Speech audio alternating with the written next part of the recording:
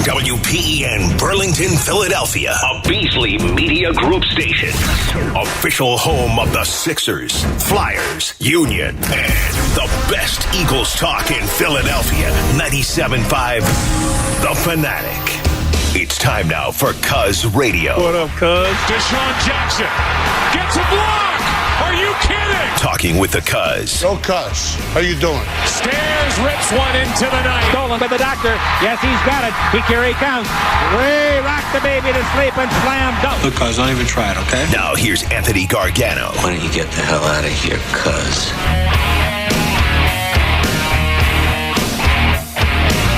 Good morning, everybody. Happy Thursday to all across the Delaware Valley. Man, what a bizarre, weird, sometimes the longer you live, you realize how crazy the planet is. As it was just bizarre yesterday and today. It's even worse as the Canadian wildfires conspire to put us in an orange, soot fog. It's just crazy. Just a soot fog that we're in. And, of course, Phillies canceled a game yesterday, which is smart. I don't know how in the world people could argue about air quality. You should be outside. All of our our town little leagues and all that stuff was canceled last night because you can't have kids out there in this. You can't have people out. Forget about kids. You can't have anybody out here. This air quality. I'm watching it drop by the hour on the iPhone. It's bizarre. Never seen anything like it.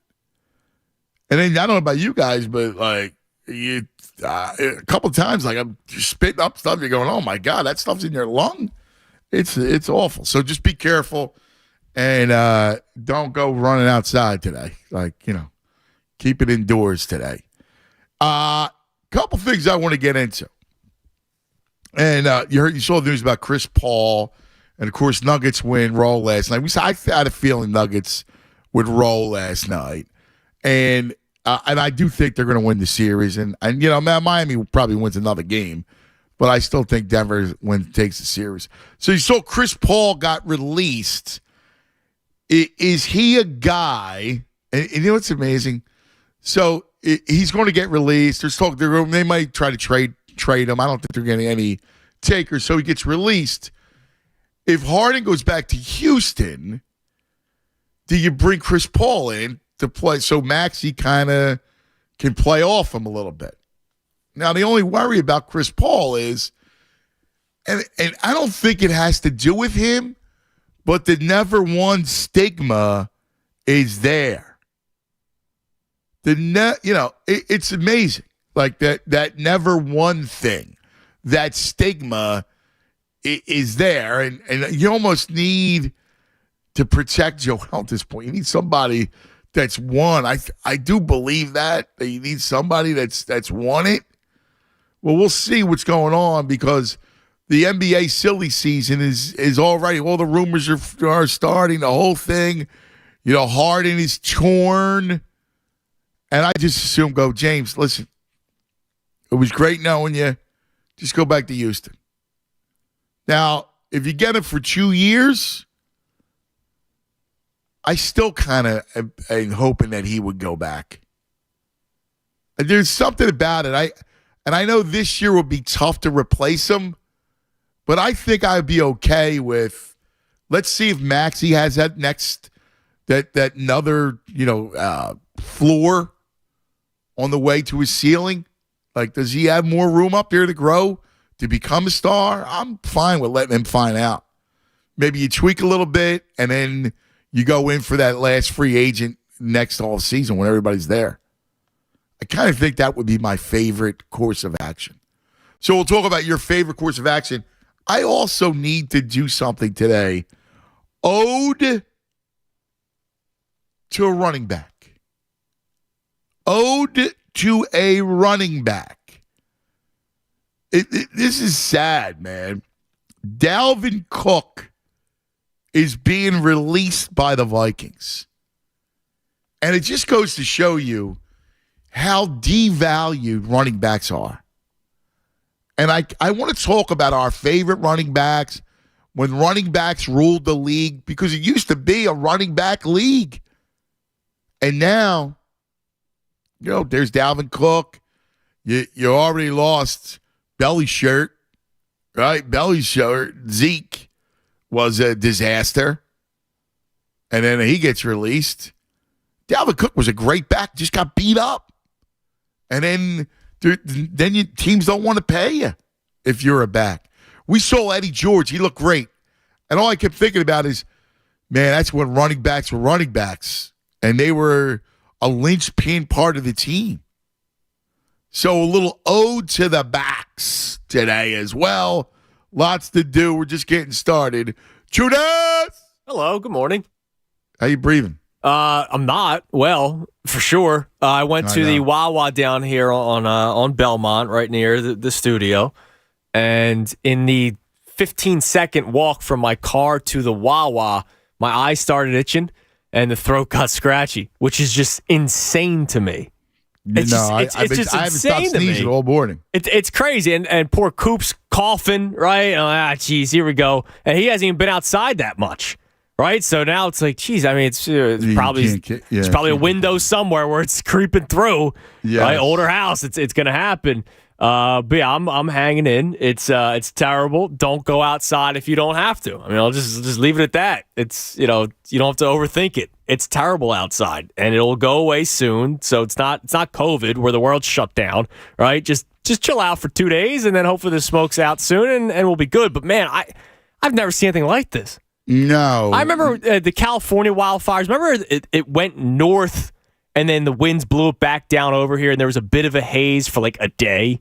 But it was a bit of a haze. Well, the scary thing about those wildfires were those people that were in the danger zone. Oh my God, yeah, I can't imagine. Because there were neighborhoods, and I mean, you want to talk about scary, like the thing would just go up. Now, this is bizarre, and it's just wind carrying this thing down here.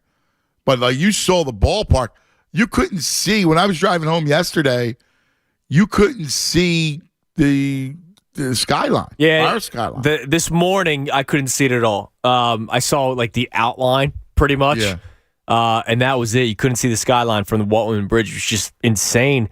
And there was one, air quality report yesterday that New York City was the worst in the world, worse than Dubai, India, which the air quality there is terrible. And we now have it worse throughout the United States. Like, well, that's crazy. Yeah. Well, it's all because of stuff, and it's highly toxic. It's just bizarre because it gives you that almost post-apocalyptic feel to my God, dude, I was staring at the sun yesterday, which actually wasn't a good idea because it was really red and bright and burning my eyes, but I couldn't keep my eyes off it. Like this weird red sun through the smoke. Yeah. It was, you see, there was a picture, speaking of New York, of the ballpark of Yankee Stadium or whatever, and it was just... Did you see George Washington Bridge? No. That literally looked like a movie. It looked like people were making jokes about Gotham City, Batman, Dark Knight. Like, it looked like that. Yeah, that's insane. Like, it's real life. People were complaining about games being canceled. Yeah, I don't get it. If the players want to play, well, you know what? Sometimes take it out of their hands. All right, it's one day. Phils are back at it tonight. They had a day off today anyway, so it's not like they missed time. So they'll be able to play today if the weather's fine, if the air is fine. Yeah, like I don't think it's a big deal to cancel a game. No. If the air quality is like it is. If I had tickets last night, I wasn't going. No, how could you I'm not going to that, no. First of all, how could you, and then if you're taking kids, how in the world are you going to sit out in the weather, breathing in all that stuff? Yeah, no, I'm not doing that. It's terrible. You can't do that. It's horrible. First of all, it's not enjoy. You spend, I walked, 4 blocks yesterday, right? So I'm limping down the street, And you just, it's like in your taste bud, like in your mouth, like you taste it. When you're breathing that air, you almost taste it. It's horrible. Oh, my God. Yeah, so stay inside if you can. Of course, Alfie makes a good point. There's people that have to work outside. I know. Well, and if that's the case, I would, if a job site's got to make sure that people take care of it. Yeah. Because it's bad stuff. It really is. There's bad stuff out there. Hey, dude, so Dalvin Cook gets released. Yeah, it's crazy. Extremely talented. Like you said, just gets banged up. And even last year, when he was healthy, was still putting up good numbers for the Vikings. The guy was just banged up. It's just amazing to me how we've just seen that position die. Yeah, and it really isn't that long ago, right? You go back to the days of Deuce, and you mentioned Eddie George, who we saw at the Brian Dawkins Foundation. My favorite player, non-Eagle, growing up, I actually have his jersey, Kansas City Chiefs Priest Holmes jersey. It's buried somewhere in the closet. He was my favorite player as a kid. And it's just a running back that they fed the ball to over and over and over again. You think of Edgerrin James, and then, of course, you think of the era before them, where it was 3 yards of cloud dust. Everybody had a back. Right. Everybody had a back, like the pronounced back. Before they make the trade for DeAndre Swift, they were going into the season with Penny, who is often injured, and Kenneth Gainwell and Boston Scott.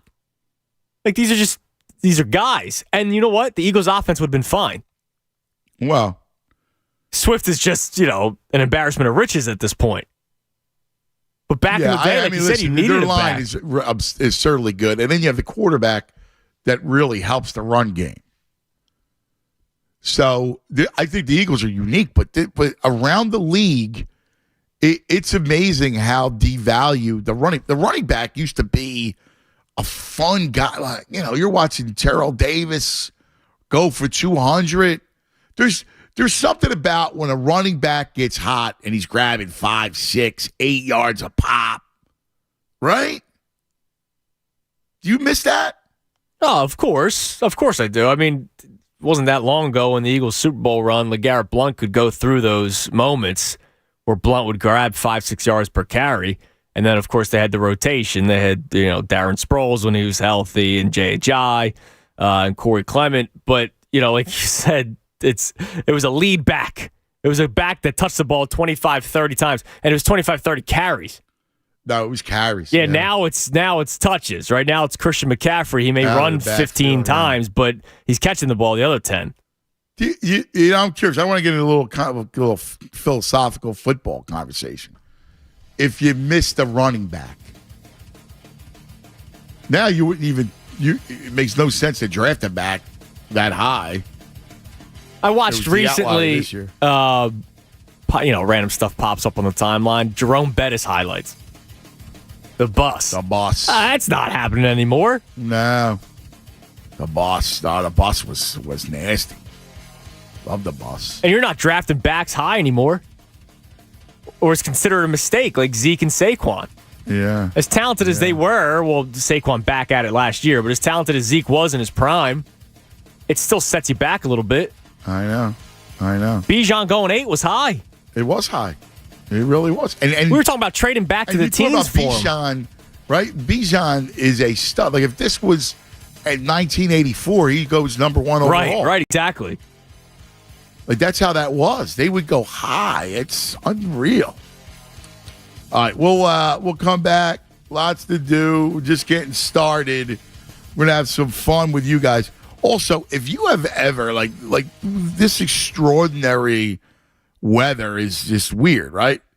So today we're gonna discuss. I want your stories of weather, Mother Nature encounters.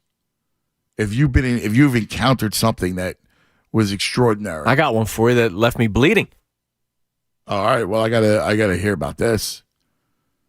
610-632-0975. 610-632-0975. Cuz Radio with the Tunis. We're just getting started on a Thursday. Hey, let's talk about your house for a second. Because I want you to look at it and I want you to appraise it and look at it as, genuine, real eyes. Be real with it. Is it looking good or is it looking a little worn, a little out of date? If your home's exterior is showing its age, just call Anthony. Anthony!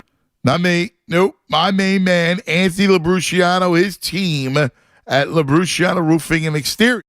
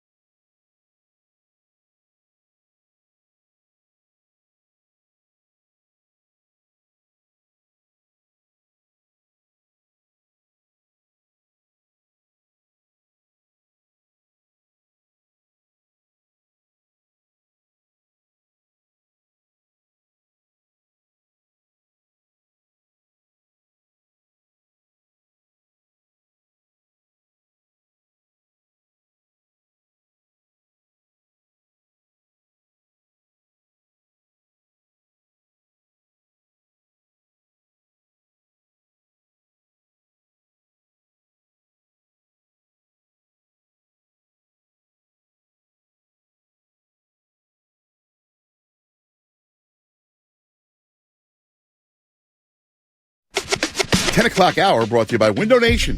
Take advantage of Window Nation's 50% off sale on all style windows. Plus, make no down payment with no payments and no interest for 12 full months. Call 866-90NATION or visit windownation.com.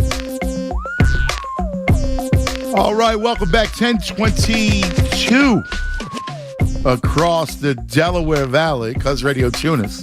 Did you watch the game last night? I watched the third and the fourth quarter. Saw Jokic get his triple-double. I'm done. Yeah, it was not, It's just a reminder. Listen, and I told you yesterday, I thought Denver would win. I also, I want Denver to win because I want it to deeply impact Joel. Do you think he gets the message if Jokic wins? I'm not sure, dude. In all seriousness, I'm not sure. I don't know if he's watching the finals right now and getting motivated. Because he probably looks at it and goes, all right, yeah, we have two different styles of game. The ball runs through both of us, but they rely on me to score, whereas Jokic also is, point. I wonder if he 0.5. thinks about it. Like, that's what I'm talking about. Is he thinking about it? I'll say it this way. I'm just saying I hope so. I'll say it this way. I'm more happy if the Nuggets win because I don't want him to have the Jimmy Butler feels. Like, oh, man, they made a mistake getting rid of him. Oh, I would go play with him. Yeah. That's the bigger one, honestly. If he sees Jimmy win and they still have that relationship, I feel like that would actually be worse. I don't know. Well, maybe. I don't know if he's going to get motivated by Jokic. I won MVP.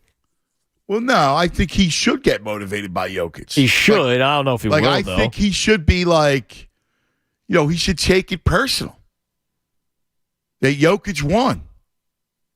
Yeah, and then he goes, look at the team that he has. He's got better pieces around than I do. Come on. That's a cop-out, too. He might, Murray, I go Murray over Harden, all right? Agreed. And Porter over Tobias. But it's not that far off. It's not like Denver's got a super team. No, they don't. They're going seven deep. The kid played well last night, Braun, but other than that, they're been stick with the same rotation. I just don't know. It's not a completely superior team. No. If I'm Joel, I go, I don't want to sleep at night. I can't. If Jokic wins, what's the MVP mean? Oh, it shouldn't mean anything in the grand scheme of things, but I just don't. Look, I don't know how he's built, right? I love Joe. I love how talented he is. He's a great guy. We've had the pleasure of talking to him in person, right? But I don't know if stuff motivates him like that. I really don't. The guy didn't show up to Game 7 of the Eastern Conference semifinals. And then complain about not getting the ball in Game 6, final 5 minutes. He didn't go after it. So I don't know if him watching Jokic win is going to motivate him. Now here's what I think. He's crying walking off the court against the Raptors, and we're thinking he's going to come back the next year with vengeance, and he actually moped the entire season. His worst year was the year after the Raptors series. But he did improve after that. I got to wait 2 years?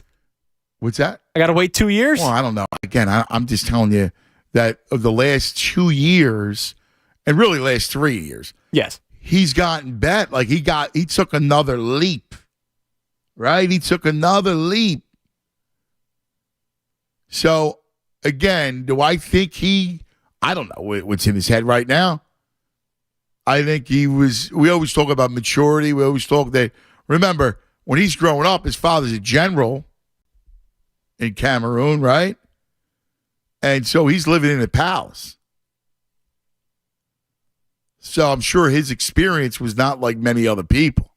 Right. He goes into the game later in life, comparatively speaking. And I don't know, is he part of him, pouty, mopey? Like we talk about that. You almost want him to shake himself out of it and go, look, Jokic is like he's going to win it. I got to get mine. You need him to take ownership like that. Oh, definitely. And I'm sure there's got to be some bit of a rivalry that he feels, because it's the last 2 MVPs that he didn't get, and then he wins this one. But if Jokic wins the NBA championship, it means more than winning the MVP award. Or maybe he doesn't even look at Jokic that way. I mean, obviously, he was a little bit more motivated that night they played Denver. He goes off that game to make the statement. But then remember, not that I cared, but he didn't play him the second time. Well, that was a bad schedule. It was three I know. Nights. But what I'm saying is I don't know if he looks at Jokic as like this guy that I need to be better than. All I'm talking about is I want him to go. I want to win a title. I hope he's built that way. I mean, do you really believe he's not? Because that would say something. I don't know. I don't know if he's sitting back. He might be at his house in Margate, right, the shore house, or he's out in Europe somewhere. He might not even be paying attention for all I know. See, that to me was Simmons. I got to believe that Embiid's eating his heart out a little bit. And I know I would be. Honestly, I think Simmons watched, but then pretend that he didn't. I think he hate watched.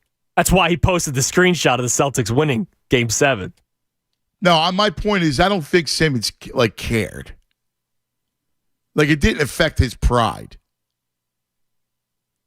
Embiid, I wanted to affect his pride.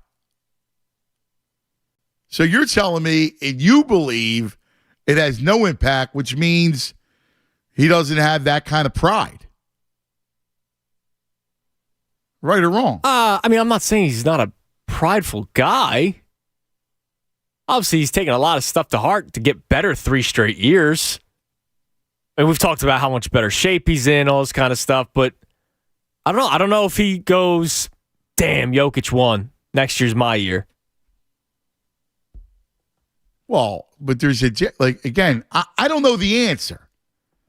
Because people are already saying, well, if Jokic winning doesn't stick in his craw, then that's telling to me. Then he's indicting himself. I don't know. Again, I don't know what's inside the guy. Judgments. I don't know how you make judgments. My buddy Embiid does not care. How do I know that? How do you know? Right. He told you at the press conference. Did you get that from his press conference? No, there was the quote that was taken out of context about, me and James can't do it alone, right? Everybody's got to get better. He also took some blame himself.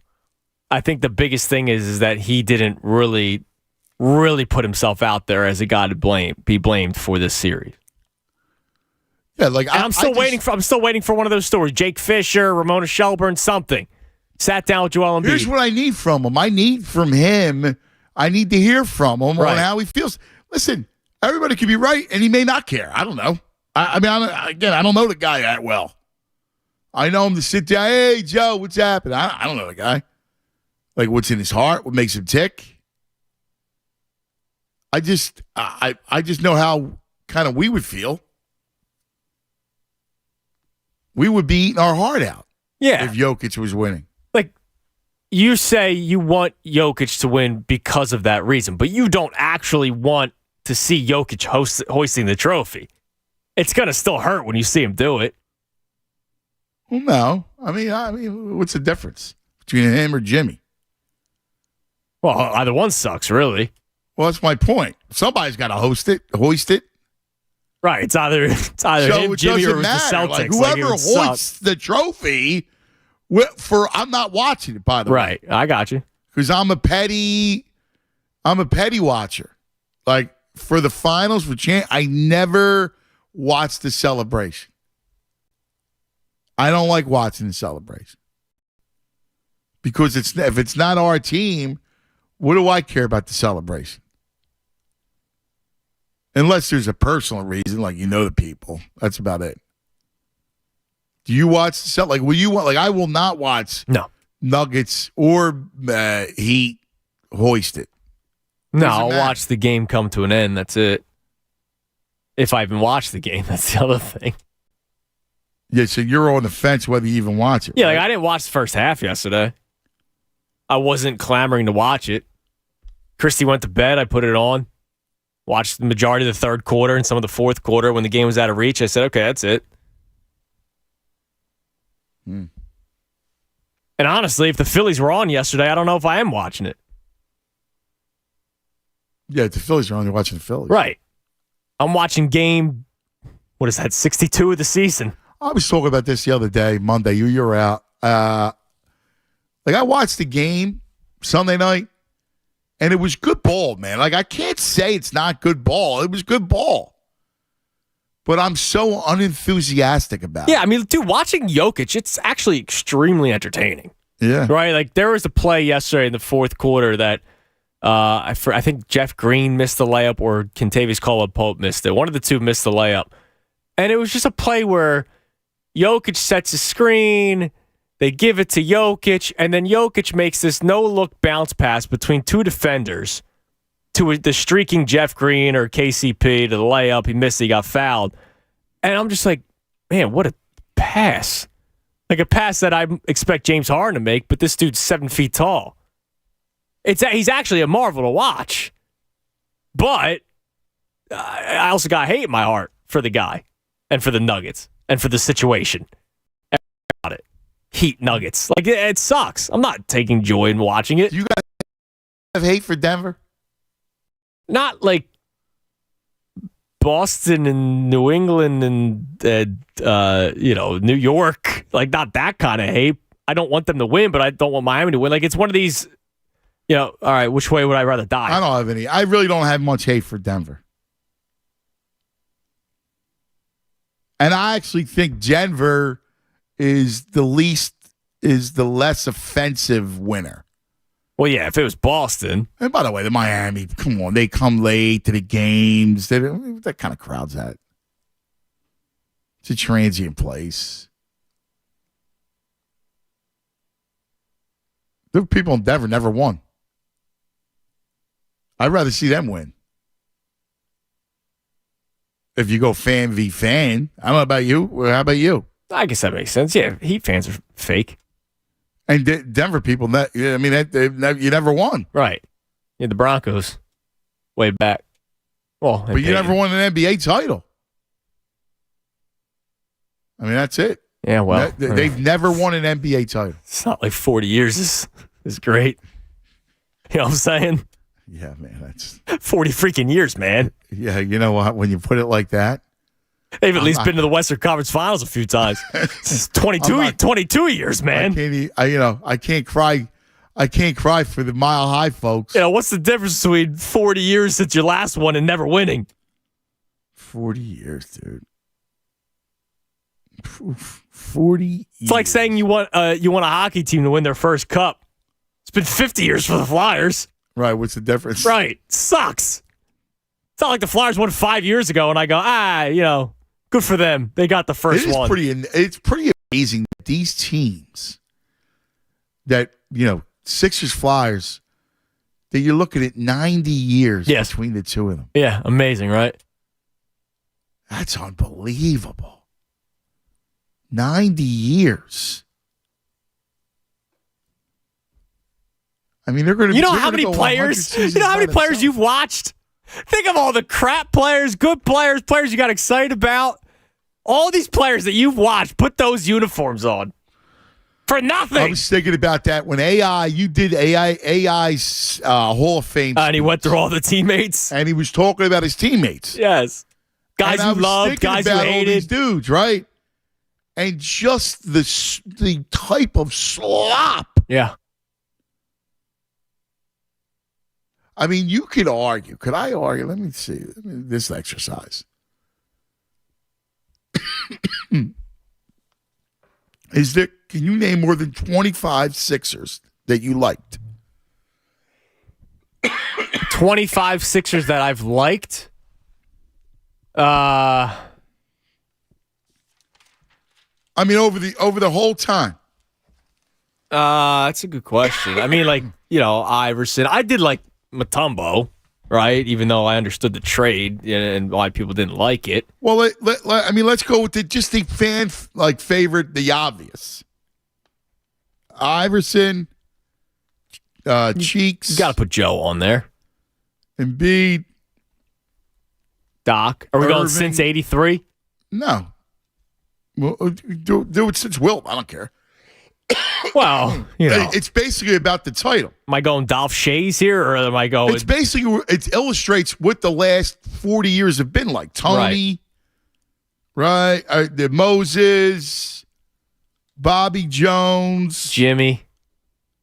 Even for just half a year, Jimmy. I mean, he doesn't belong on a list. He was only here for a cup of coffee. Yeah, but people liked him. Doesn't matter. He was only here for 15 minutes. You have to have been there a little bit, because this is going to illustrate how rank-and-stank the 40 years have been. Yeah, and a lot of these guys would have been here for a long time, like Doc, like Charles Barkley. Because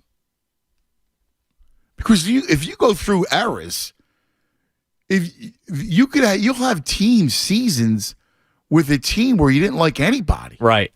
Or you're going to find a team that you really liked. Like the Flyers, like you had Lindros and LeClaire. Like think about those teams, man. And what did it amount? Yeah. Now, I could say the same thing about the Eagles, but they finally won in 2017. And because it's not that long ago. No, but you know what?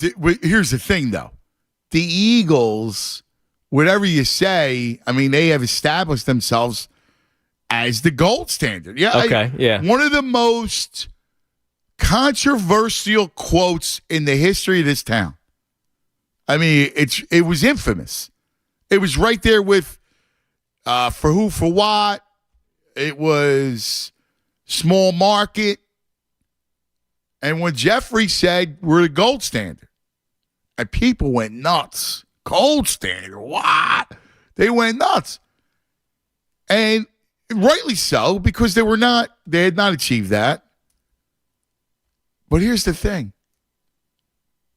20 years later, they became the gold standard. The Eagles, who does it better than the Eagles now? Oh, nobody. Now that Brady's gone from New England, and if you have Andy, you got to count Andy as part of the Eagle thing. Because Jeffrey's the one who gave him his job. Yeah, if you're going since 2000. Who does it better than the Eagles? Is that unbelievable? No, your teams that you'll maybe consider are like a Baltimore and Pittsburgh. Yeah, Steelers came to mind. Well, it is kind of interesting. Now, meanwhile, look at the list of Sixers. Like, Sixers that you genuinely loved. Iverson, Cheeks, Embiid, Irving, Andrew Toney, Moses Malone, Bobby Jones, Charles Barkley. Who else would you put? Genuinely loved. And they have been here for a little bit.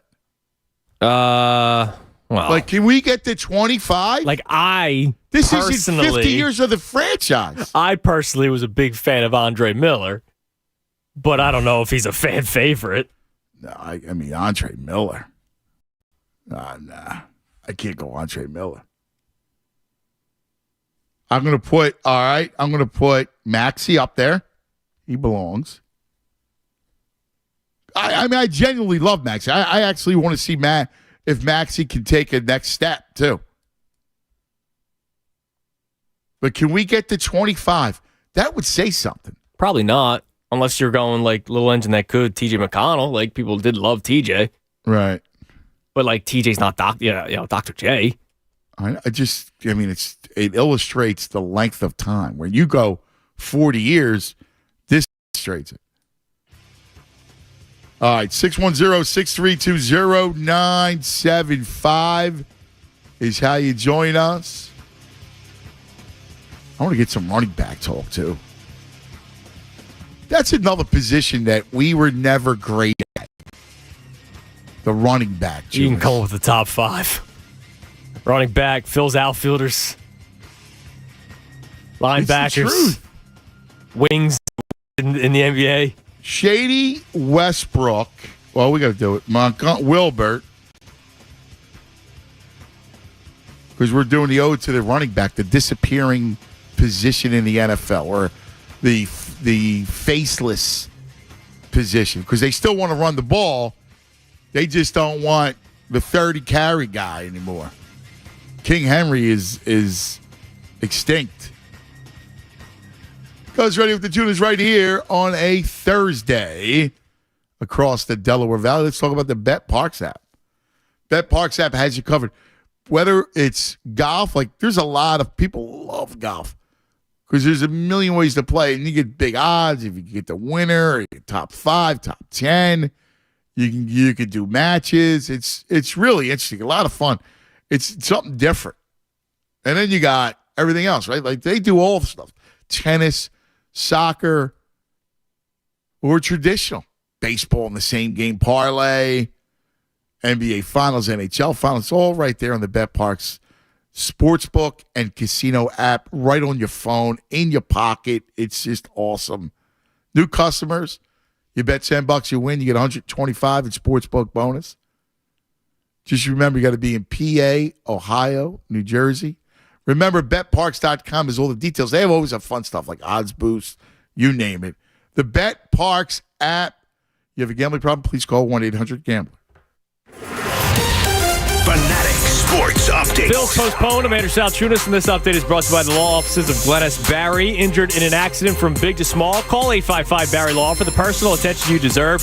You'll pay nothing unless they recover money for you. The Phils, they were scheduled to play yesterday against the Tigers, but due to the poor air quality, they pushed it to today. If the game happens, it's a 6:05 first pitch. Zach Wheeler gets the start. They hope to sweep the Tigers. Phils currently 29-32 on the season. NBA Finals continued last night. The Nuggets beat the Heat in Miami, taking a 2-1 series lead. Kevin Agandi is going to be joining the show coming up at 12:20. This update is also brought to you by Colonel Seasons, available at Walmart. With Colonel Seasons popcorn seasoning, you can turn what into what the what. Just add interesting with Colonel Seasons today. Available in the popcorn aisle. I'm Andrew Salchunas, and this is 97.5 The Fanatic. Anthony Gargano, weekdays 10 to 2 on 97.5 The Fanatic. The biggest party of the year for Philadelphia sports fans is back. 97.5 The Fanatic is excited to announce FanFest 2023 with FanDuel Sportsbook. Saturday, August 26th at Xfinity Live. FanFest 2023, our 10th anniversary. All the Fanatic hosts, celebrity guests, amazing interactive activities, and for the first time at FanFest, live concerts from 2 national recording artists. The opening act, Ray Shrimmerd. That girl is a real crowd, please. FanFest 2023 with FanDuel Sportsbook. Saturday, August 26th at Xfinity Live. This is a free event, but you'll need a ticket to get in. Keep listening for ticket giveaways and ticket raids. Must be 21 or older to attend. FanFest 2023 with FanDuel Sportsbook, America's #1 sportsbook, and 97.5 The Fanatic. Philadelphia. Hear me, good people. Are you ready to defend your castle against the summer elements? Let New Look Home Design be your trusted ally in fortifying your home's roof. Just like a knight upgrading their worn-out shield, it's time to don a new coat of armor for your home. Through the glorious month of June, enjoy 50% off all roofing materials, accompanied by free gutters with every installation. Seek a free consultation with New Look, where a noble expert shall guide thee. Preserve thy hard-earned coin and finance your new roof with no money down and no payments due until the summer of 2024. Our skilled craftsmen will replace thy tired roof with care and back it with a lifetime warranty. Call 800-279-5300 or visit newlookhomedesign.com. Embrace the strength, durability, and peace of mind that come with a roof worthy of a knight's valor. New Look, because your home deserves the protection of a true knight in shining armor. June is National Men's Health Month. Commit to living a long and healthy life with these 5 The Fanatic and Iron Mountain Men's Health. Did you know that men are more likely than women to get type 2 diabetes, even at a lower weight? While type 2 diabetes can lead to such serious health problems as dehydration, diabetic coma, and damage to your eyes, kidneys, and heart, studies show that 90% of all cases could be prevented with a healthier diet and exercise. If you're 45 or older and at risk, get checked today. Take care of yourself and the ones you love. Men's Health Month on 97.5 The Fanatic is presented by Iron Mountain Men's Health. I'm Dr. Avi Donapel, founder of Iron Mountain Men's Health. It's a vicious circle. Men with low testosterone are more likely to develop diabetes later in life, while men with diabetes are more likely to have low testosterone. And over 70% of these men will develop ED. Schedule your free consultation today at ironmountainmenshealth.com. That's Iron Mountain Men's Health, the leader in men's health. Over the last few years, the esports industry has seen a trend of major content creators acquiring ownership of esports teams. This trend has shown no signs of stopping as massive content creator Disguised Toast announced the creation of his own League of Legends team. The team will be playing in the North American Challenger League, which serves as a minor league for the world's largest esport. Thanks to Toast's huge fan base, we're sure viewership will be increasing. Will you be watching? The latest esports and gaming news. Find it online at checkpointxp.com. Do you owe the IRS $10,000 or more in back taxes? Are you being audited or investigated? Has the IRS sent you a letter demanding payment? You may not owe what they claim. Make this free call to the tax doctor now. Let them negotiate with the IRS on your behalf. Call 800-631-9123. 800-631-9123. That's 800-631-9123. Next up, straight talk from Doug. Ever notice that saying no offense is offensive? Like, no offense, but you're overpaying for your wireless. See? Offensive. That's the Straight Talk talking. Get unlimited plans as low as $35 a month from Straight Talk on America's most reliable 5G network. Available at Walmart and Walmart.com. On the $35 plan, first 10 gigabytes data at high speed, then 2G speeds. Refer to the latest terms at straighttalk.com. Based on most first place rankings, root metrics, second half 2022 assessments of 125 metros. Experiences vary, not an endorsement. Pro Paint Days are here at Lowe's. Now through June 16th, Lowe's MVPs members can start earning 20% back in paint rewards via Lowe's e-gift card when you spend $100 or more on qualifying paint purchases. Stock up on top paint brands like our new and exclusive HGTV Home by Sherwin-Williams Spec Right Pro Interior Paint. Lowe's knows pros. Exclusions, restrictions, and more terms apply. See Lowe's.com/L/pro loyalty terms. Subject to change. These are emails filling your employees' inboxes. Downloads beaming from device to device. And any one of them could be a cyber attack. Is it possible to keep your small business safe? It is with Comcast Business Security Edge. It helps keep your connected devices protected, and you can monitor threat activity in real time. So this is the last thing you need to worry about. With Comcast Business, advanced security isn't just possible, it's happening. Restrictions apply. Requires Comcast Business Internet, leased router, and Security Edge. Are you tired of sneaking around behind your partner's back, secretly adjusting the thermostat when they're not looking in a futile attempt to stay comfortable? It's time to call a truce in the thermostat wars with special financing offers and rebates on a new high-efficiency heating and cooling system from American Standard, including a whole-house air filtration system to keep the air you breathe clean and safe. To find an independent Delaware Valley American Standard heating and air conditioning customer care dealer near you, visit AmericanStandardAir.com. Built to a higher standard, subject to credit approval. See dealer for details. WPEN Burlington, Philadelphia, a Beasley Media Group station. Official home of the Sixers, Flyers, Union, and the best Eagles talk in Philadelphia. 97.5 The Fanatic.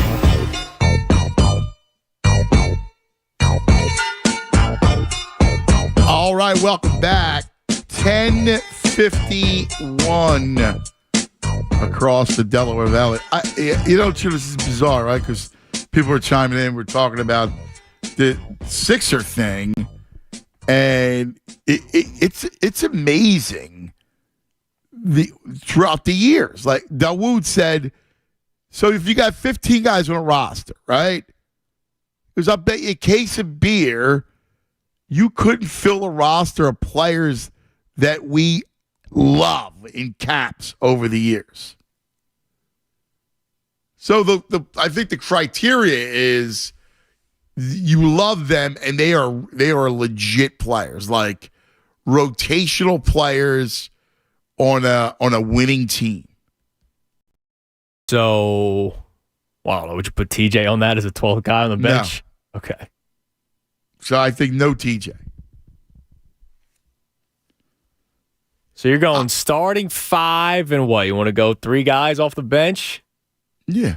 I mean, just think just over the course of like Iguodala.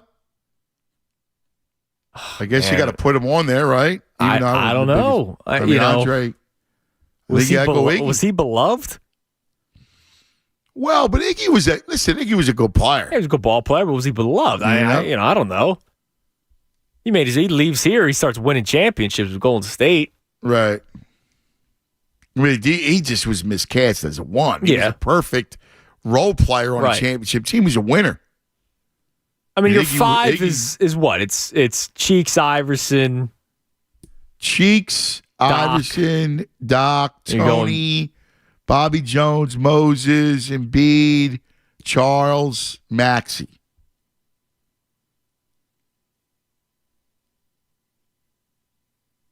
That's where you're at. Right. Now, I don't know. You got like Lou Williams. Yeah, I mean, I'm trying to think of guys that were, somewhat good ball players and then played a little bit of a role.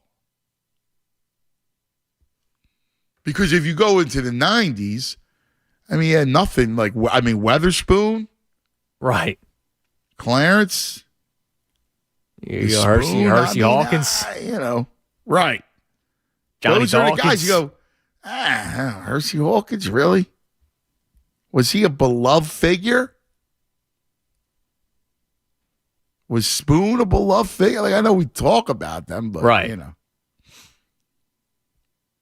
Well, that's why when you say 40 years, I go, damn. It hasn't been that great. Damn. And when you say 40 years, I go, really? Has it been that long? And you go through all those rosters? See, the problem is that once AI kind of rolls, you don't have a lot on, right? After AI. Oh, well, no. I mean, you got Drew Holiday. My man Ace goes Doug Collins. The problem, as a player, yes. As a coach, no. As a coach, no. I guess McGinnis, if you're going to go back that far, too. But that kind of says something, no? It says that it hasn't been all that great. And that's why they haven't won in 40 years. Oh, I mean, that's the other big thing, right?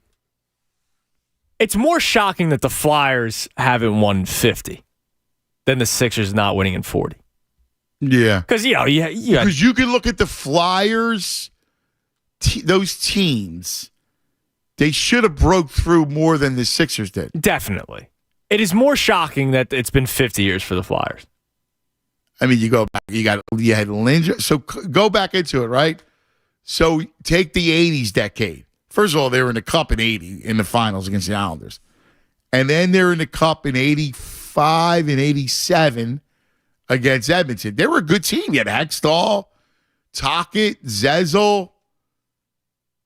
You had that 80s. I mean, they were good. They were good. I mean, the whole decade, they were a good team.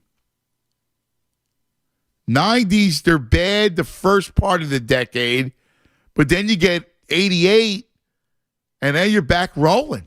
You're in the finals of 96. You're buzzing around.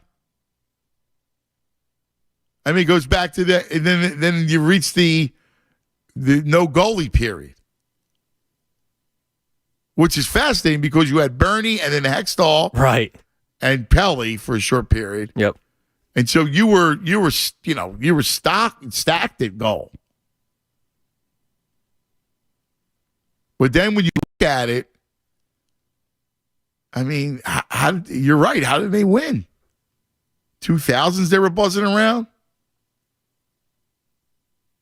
Yeah, and like with dominant teams, like very, very good hockey. Now the Sixers, it's shocking that they have not won post-process.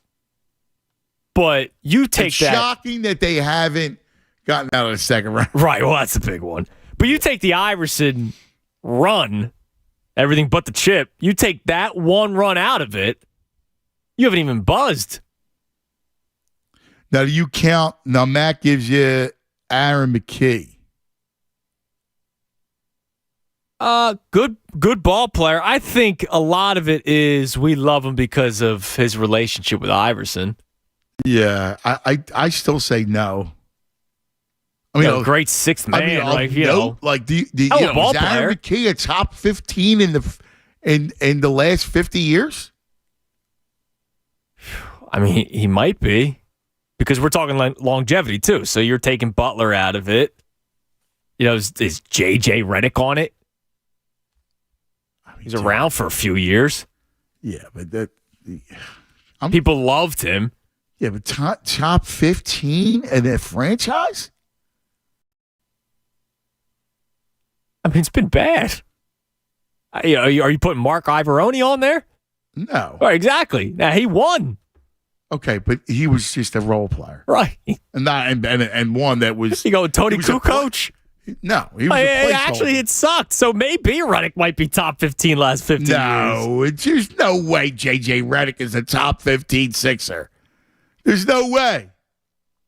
In terms of talent and being beloved, which a lot of people loved him. Let's rank them. Iverson 1. Iverson 1, no question. And Embiid 2? I don't know.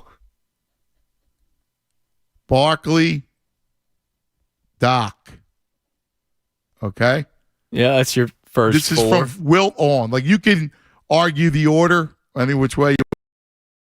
So, Iverson, Embiid, Doc, Barkley, Moses. So, there's your 5. And then look at who you would have. Tony. Andrew, who was hurt. Right. Mo Cheeks. And then I have Iguodala. And I don't know if you're going to count Lou Williams, Witherspoon, Hersey Hawkins, Doug Collins. Like, nobody calls up and goes, man, I miss the days Hersey Hawkins was here, with all due respect, if he's listening. People call up and talk about Doc. When's the last time somebody called in and talked about Hersey Hawkins? Wow, my man Vinny loved Hersey Hawkins. All right, there's one. He's top 15. Wow. That's an indictment on the franchise. He might be. Hersey Hawkins is a top 15 player? Is he a top Hersey Hawkins? I mean, a nice player. You know where he went to school? No. Bradley. How about that? I don't know why. You put Darryl Dawkins on there? Darryl Dawkins was... He had all the ability in the world to be great. He was big. He had a little bit of a touch. He was a monster. He could jump. He was like an athlete. But he was really immature. Like, just didn't let the game come in. But now I was really small, so I don't, it's hard for me to say. But again, top 15?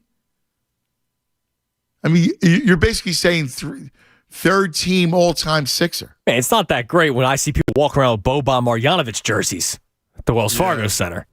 Like, it really hasn't been that great. My man, the boss horror gives me Dana Barros. Oh, my God. That's no good. All right. We'll get back to it. Open the vault, Junis.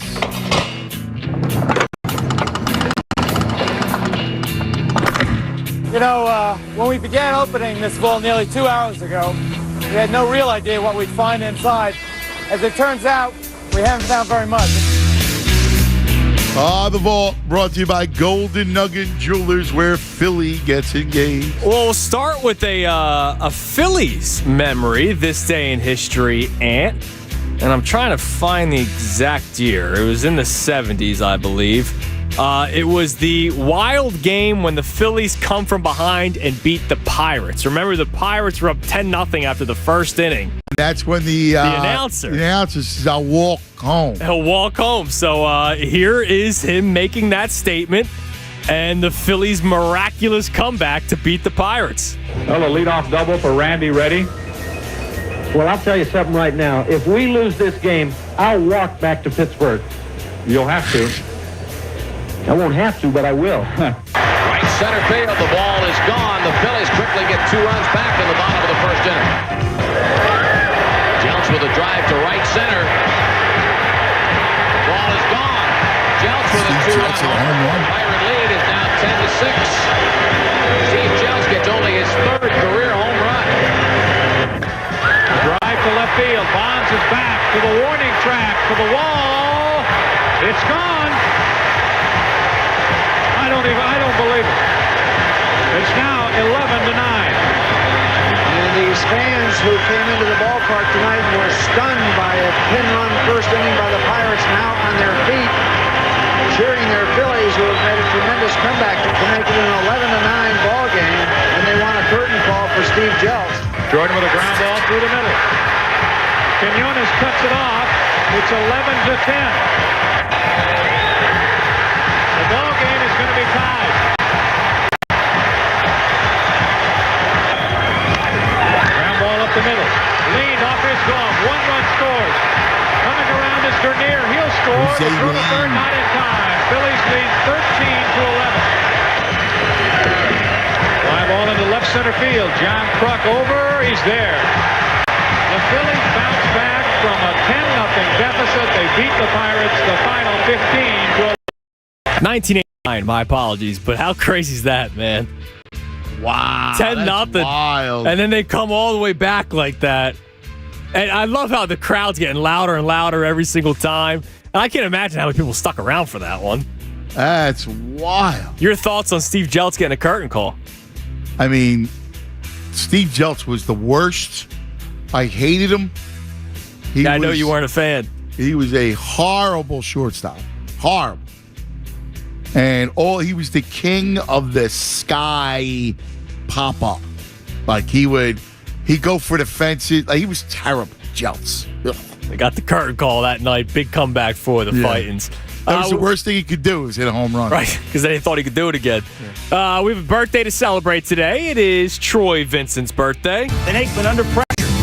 Look what happens. Steps up. He's picked off by James Willis. He's going to run out of the end zone. I need somebody faster. There's Troy Vincent. Look at Nate. 2-8 can't get him. Nate Newton. Whoop! Whoop! Yay! I can't get him. Don't tell me Vincent's going all the way. A play that combined went 102 yards. Touchdown. That was in 1996. Oh, dude, that was the best. An iced pick six against the Cowboys. That was the greatest. Really, really cool moment. So happy birthday to Troy Vincent. Now we have a fight. Real quick, is there anything better than the lateral? Oh, I love the lateral. Like, when it works out well. Oh, yeah. After the some sort of turnover, and then you get the lateral. Because the buddy teams were big with that. I love the lateral, and I do love the block by somebody on defense, which makes me think of the NFC Championship game, the Patrick Robinson pick six, and he gets the big block by, I think it was Ronald Darby. And you go, oh, there you go. Guy on defense knows how to hit. So yes, the lateral and the block on defense, I love. There's little things in life. In 2002, Ant, we had a boxing match to play here.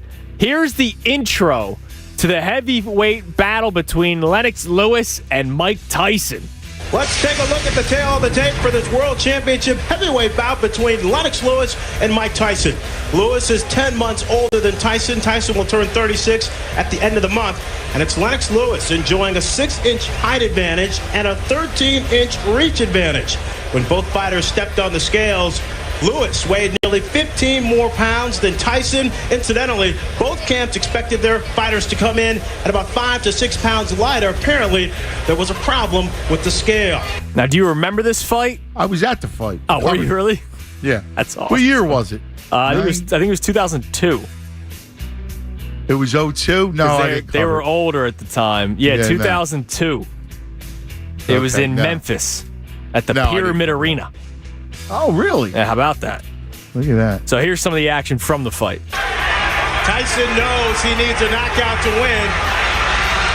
He's never had a knockout past the 7th round. Lennox Lewis tripling Mike Tyson with a big uppercut, and Eddie Cotton separates the fighter.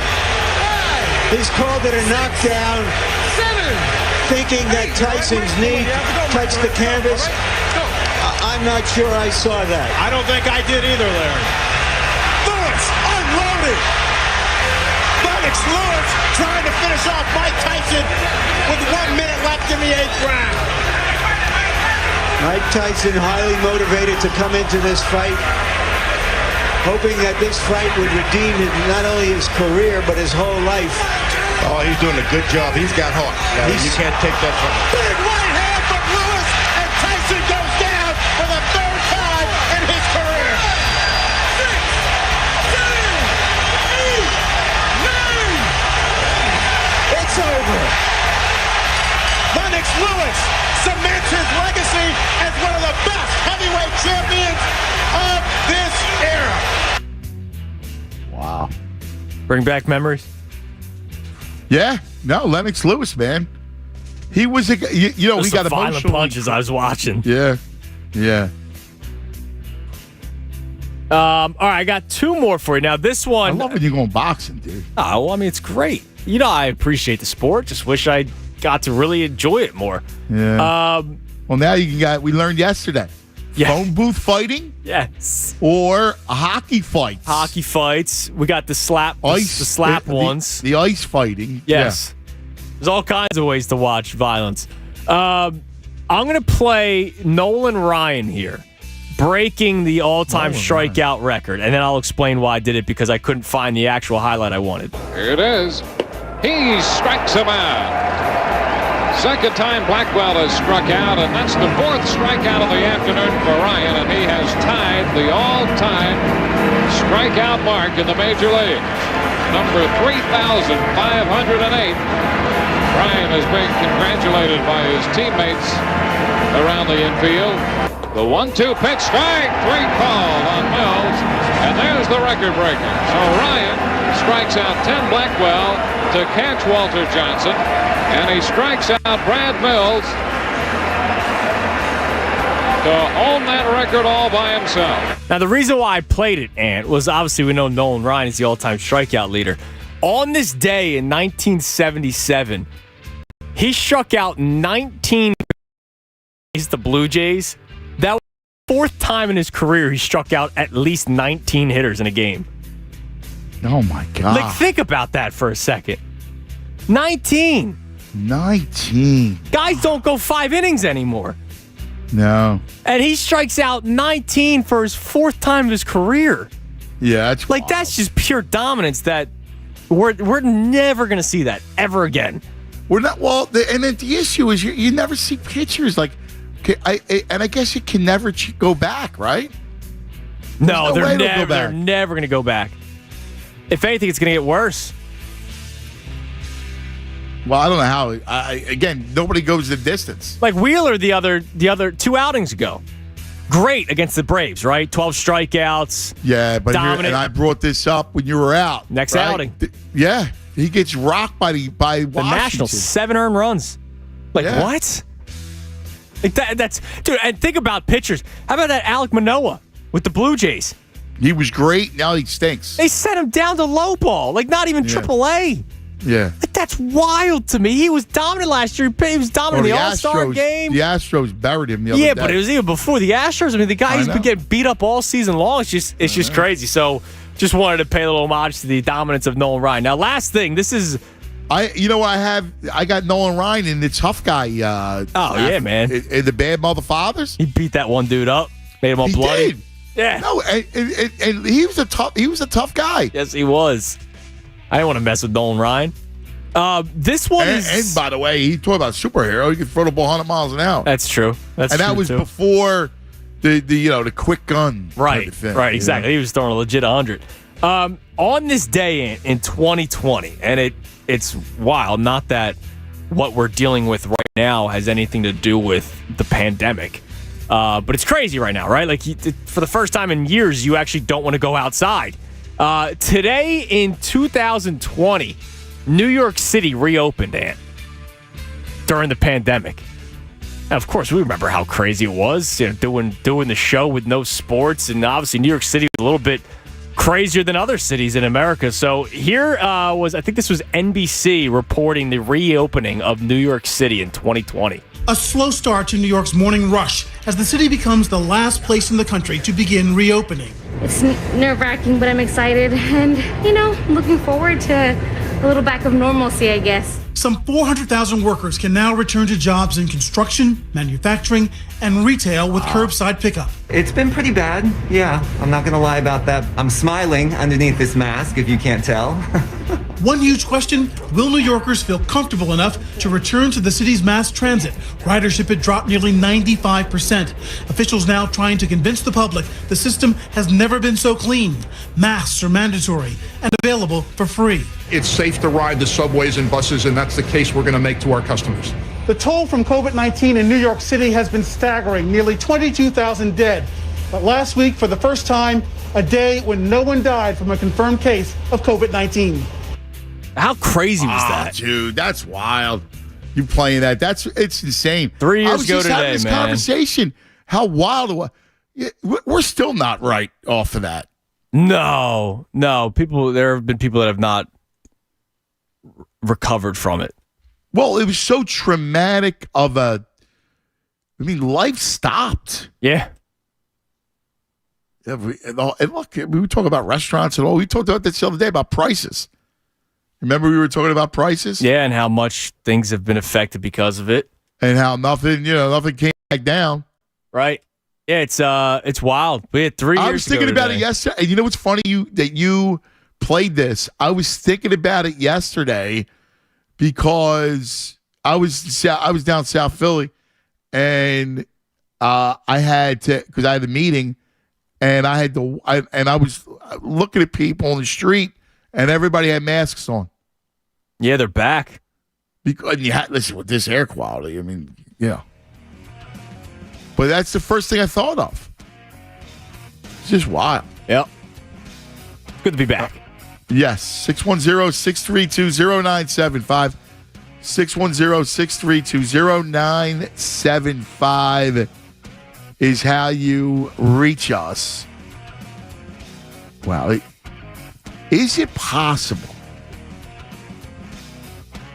that Maxey is a top 10 all-time Sixer right now? Is that possible? Think about that for a second. All right, let me tell you about LaBruciano. Yes, look at your home, inspect it. There's something going on. Is it old? You got those leaky, drafty windows? Maybe your siding, is it cracked, showing signs of mold? You know what you got to do? You got to call Anthony. Anthony! That's right. My man, Anthony LaBruciano. He is the shingle master. So if anything's going on with your home right now, LaBruciano has you covered. All right? It's no wonder LaBruciano Roofing Exteriors named Contractor of the Year for the entire Mid-Atlantic region by Certainteed.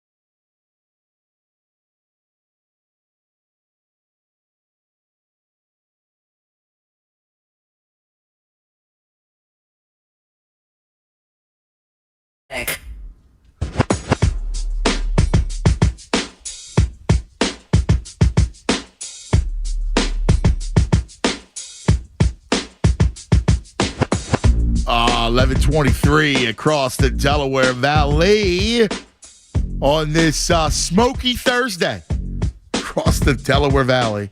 Cuz Radio with the Tunis. You mentioned Nolan Ryan. So I started building out our Bad Mother Fathers Athlete Edition. So I just scratched a bunch of names. You ready? Okay. Kermit Washington, I brought him up. He's the one who broke Rudy Tomjanovich's face. Rick Mahorn, Marvin Barnes. Did you ever see him? Yes, you had me look him up yesterday. You can see he's a bad dude, right? Oh, yeah. Bad News Barnes. Bill Lambier and Dominican Sue. Oh, yeah. Right? Like, Sue would have to be he would be a bad mother father on the sports list. Zeus. Yeah, he was stomping on people. Right. In his younger years. I got Zeus, Orlando Brown, Andre Waters, Dennis Rodman, John Runyon, Nolan Ryan, Kurt Angle, the wrestler, broken neck, the whole thing, Jack Youngblood. So Jack Youngblood was the linebacker. Do you remember him? No. So he was like a great player from the 70s, Jack Youngblood. And he played a whole game on a broken leg. Oh. Can you imagine that? No. He's not the line, he was defensive end. He played for the Rams in the 70s and the early 80s. That must have been terrible. Sure, he got shot with a few things. Played a game on a broken leg. Think about that for a second. A broken leg, dude. Yeah, and you're trying to get push off the ground. I mean, that's unbelievable. Yeah, you're trying to get some good bend. You could bend. I guess you could bend a little bit more if your leg's broken. Yeah, dude, did Jack Youngblood. He also, somebody pulled a gun on him and he no fear. Ronnie Lott. You know the story about Ronnie Lott, right? Yes. Yep. He amputated part of his pinky. Yeah, that's terrible. That's terrible and terrifying. Like on the side of the field. They just hacked it off. And they just went, instead of cut me, Mick, hack it off. I want to get back out there. I got a name for it. I don't know if you put this one down just because I know the stories. What about Derek Burgess? Oh, yeah. Burgess is a good one. He was a bad dude. Even Trot. The vets were scared of him. Trot was like, I told you the story with the chicken. The chicken, yeah. So people didn't hear it or never heard the story. They used to get the rookies to go on a KFC run to get the chicken. And before, it was like one of those before you leave for the plane, the rookies had to go get the chicken. So Derek Burgess was like, I'm not getting the chicken. No. And they're like, well, you got to do it. And they're starting to pressure him. It's part of your initiation, Derek. Right? And he was just like, I'll bleep up anybody. No, I'm not going. And Trot was like, "This is a rookie." Yeah, Trot was like, "No, man, Burgess ain't right." I remember don't mess with him. We used to do the show together, and we used to do Trot and I would do a show. It was hysterical. Me, Trot, and Ike would do this show, and Trot, he used to make me laugh. Burgess ain't right. Burgess, he ain't right. He got that dog. He ain't right. And everybody knew it. They were like looking at him going, yeah, you know what? Well, let's just skip it. Let's skip Burgess to get the chicken. Look at other guys that get the chicken. Right. Send the kicker out. I think what he did was, too, he went out You know what? I think what he did was he went out, he got chicken, but he got like a 2-piece for himself. That's awesome. Which is even better. Right. Right? Like, not only do I not get you chicken, but I'm getting myself chicken, and I'm going to eat it in front of you. That's a bad motherfucker. I'm sure nobody said anything. No. That's a bad motherfather right there. Burgess. Derek Burgess. Would you go Ron Artest? Oh, yeah. Albert Bell. Yeah, we played in the vault the other day. The stiff arm. Yeah, he was breaking up the double play. He was nuts, Albert Bell. Plus, he did something to a bunch of kids that were trying to go trick-or-treating. Oh, jeez. I think he threw something at him. I don't know. Something crazy. Charles Haley is a good one, Chris. That's a strong one. Chris on Instagram goes, Charles Haley. He's a bad motherfather. There's you got to think about them. And then yesterday, of course, we went over all the... James Harrison. Yeah, James Harrison. I put Vontaze Burfict on there, too. Yeah. Right? Yeah. He's nasty, dude. Yeah. That's when things changed. Yeah, I was a Burfict man. I used to like watching him, but he was nuts. That's when things changed. Yeah. I remember the hit on Antonio Brown. Yes. Vontaze Burfict. He was nasty. People correlate that to Antonio Brown, going off the deep reservation. End. Yeah. Yeah, but Burfict was nasty. And then all the hockey guys. You got Ray right? Lewis. He killed him, man. Allegedly. Yeah, but Oh, no, sorry. He was found not guilty. Right.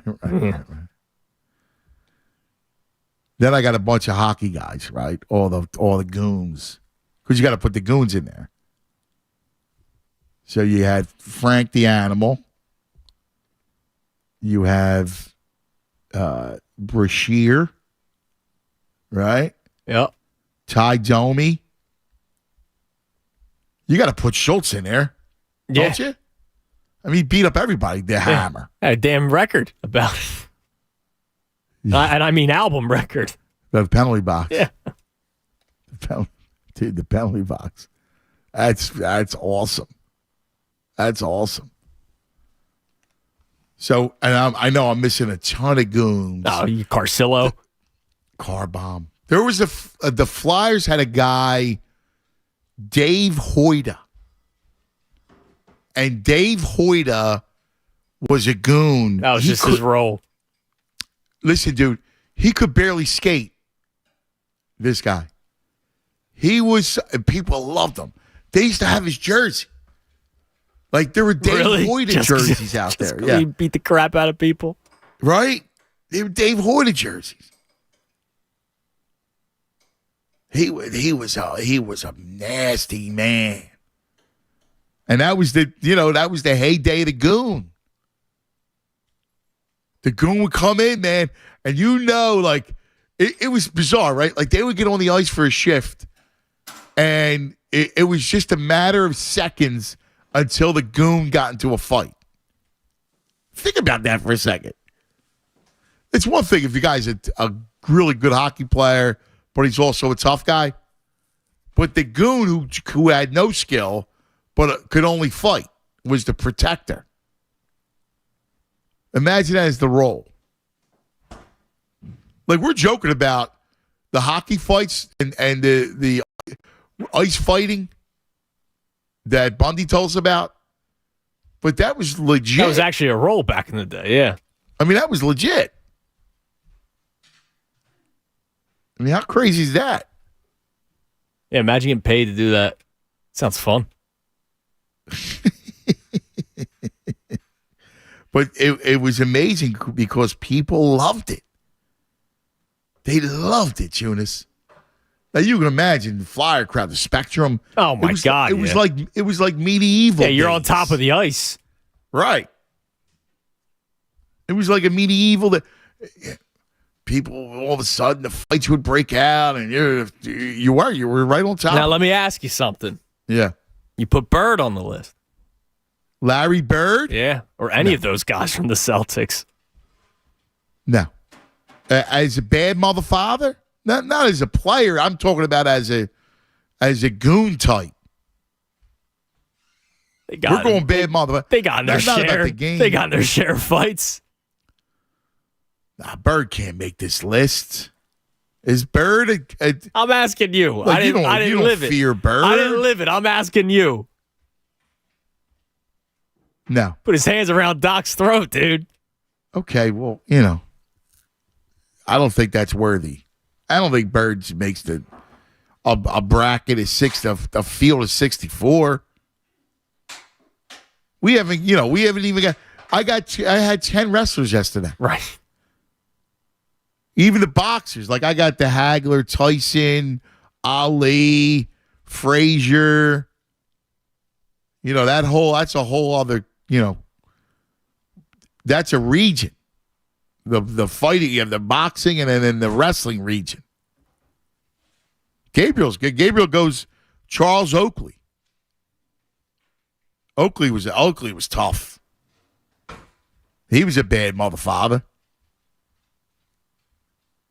Oh yeah, Chris goes Ben Wilson. Have you heard the legends of? Yeah, we had Ben that guy Wilson? call in yesterday. Ben Wilson was nasty. He used to go after his own teammates in practice. That's awesome. Like he was, guys didn't want any part of him, and he wasn't a bad player. It wasn't like he was a bad hockey player either. But boy, man, he was crazy. Ben Wilson, wow, he was bad. He was bad. He was a bad dude. That's nuts. And then you got B. Dork. I got Andre Waters. I mentioned him. Would you put Dawkins there? Yeah, because I wouldn't want to get hit by him, but he also wasn't going to fight you afterward. He was going to say hallelujah after he hit you. Or Takeo Spikes. Did you put Takeo on the list? I ain't messing with Takeo Spikes. You ever heard Jack Tatum? Yes. You know what they called him? One of the greatest nicknames ever. No, what do they call him? How about that? The Assassin. You probably got to be a bad dude to get that. Dude, the Assassin. I mean, and that was where there was no protecting anything back then. But that Raider team, I mean, they were nasty, dude. Not many baseball players make the list.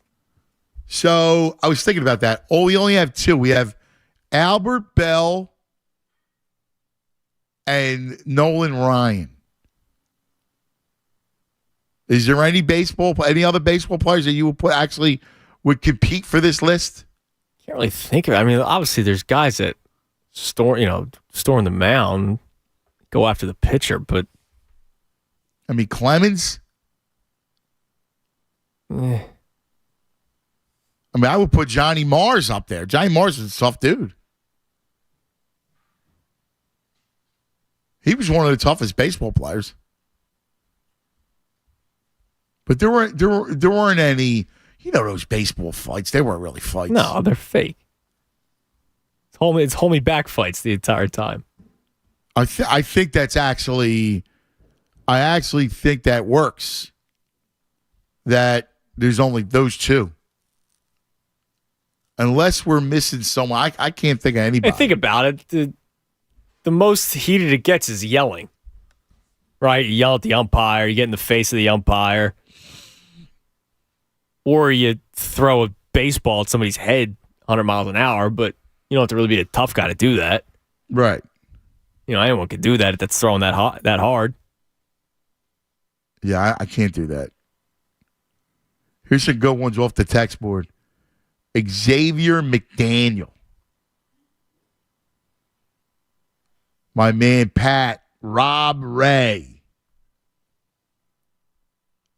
They made the fighting rule about him.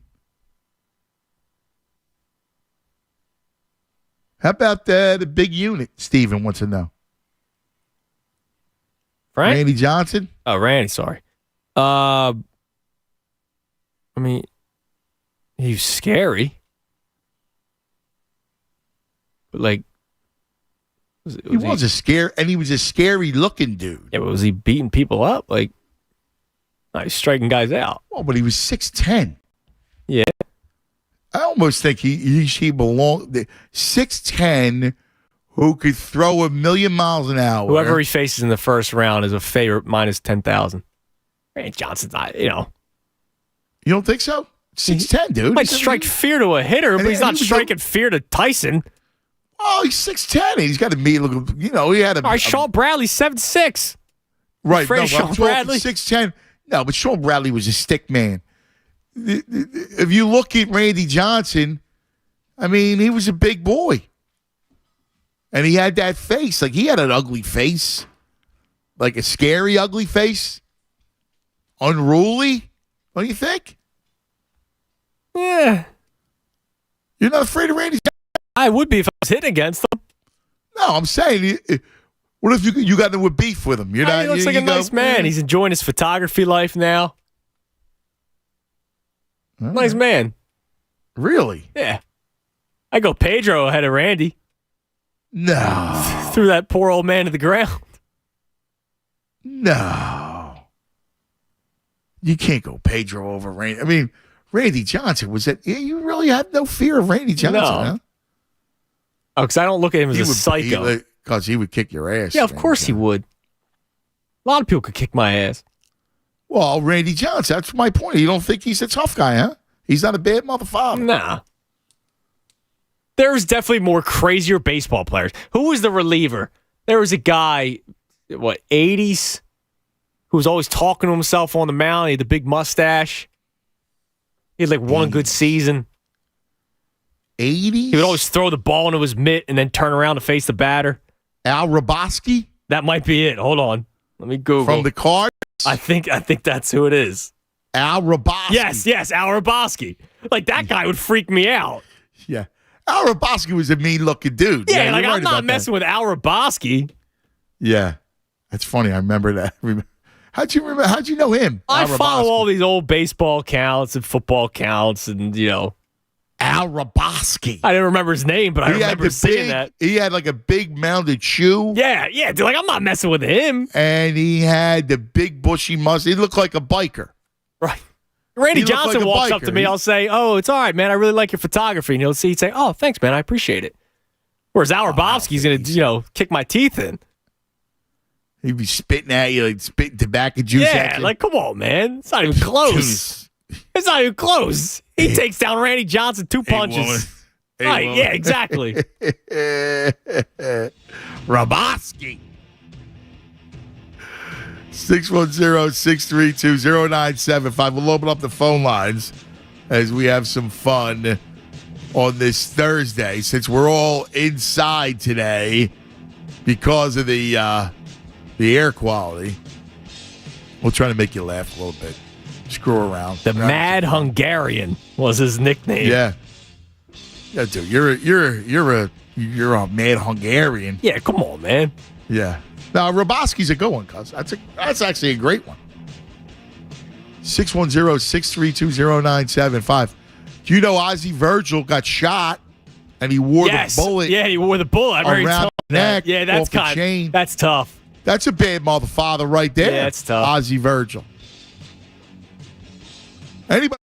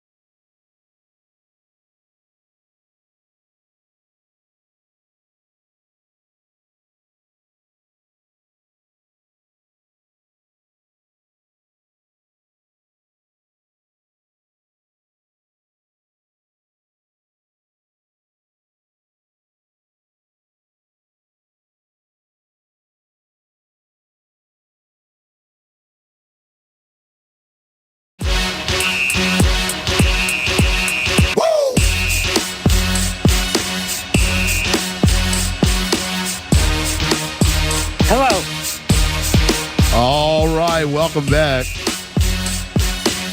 Cuz Radio Tunis. 97.5 The Fanatic. All right, we got a lot of people we're going to get to because you're over up the phone lines.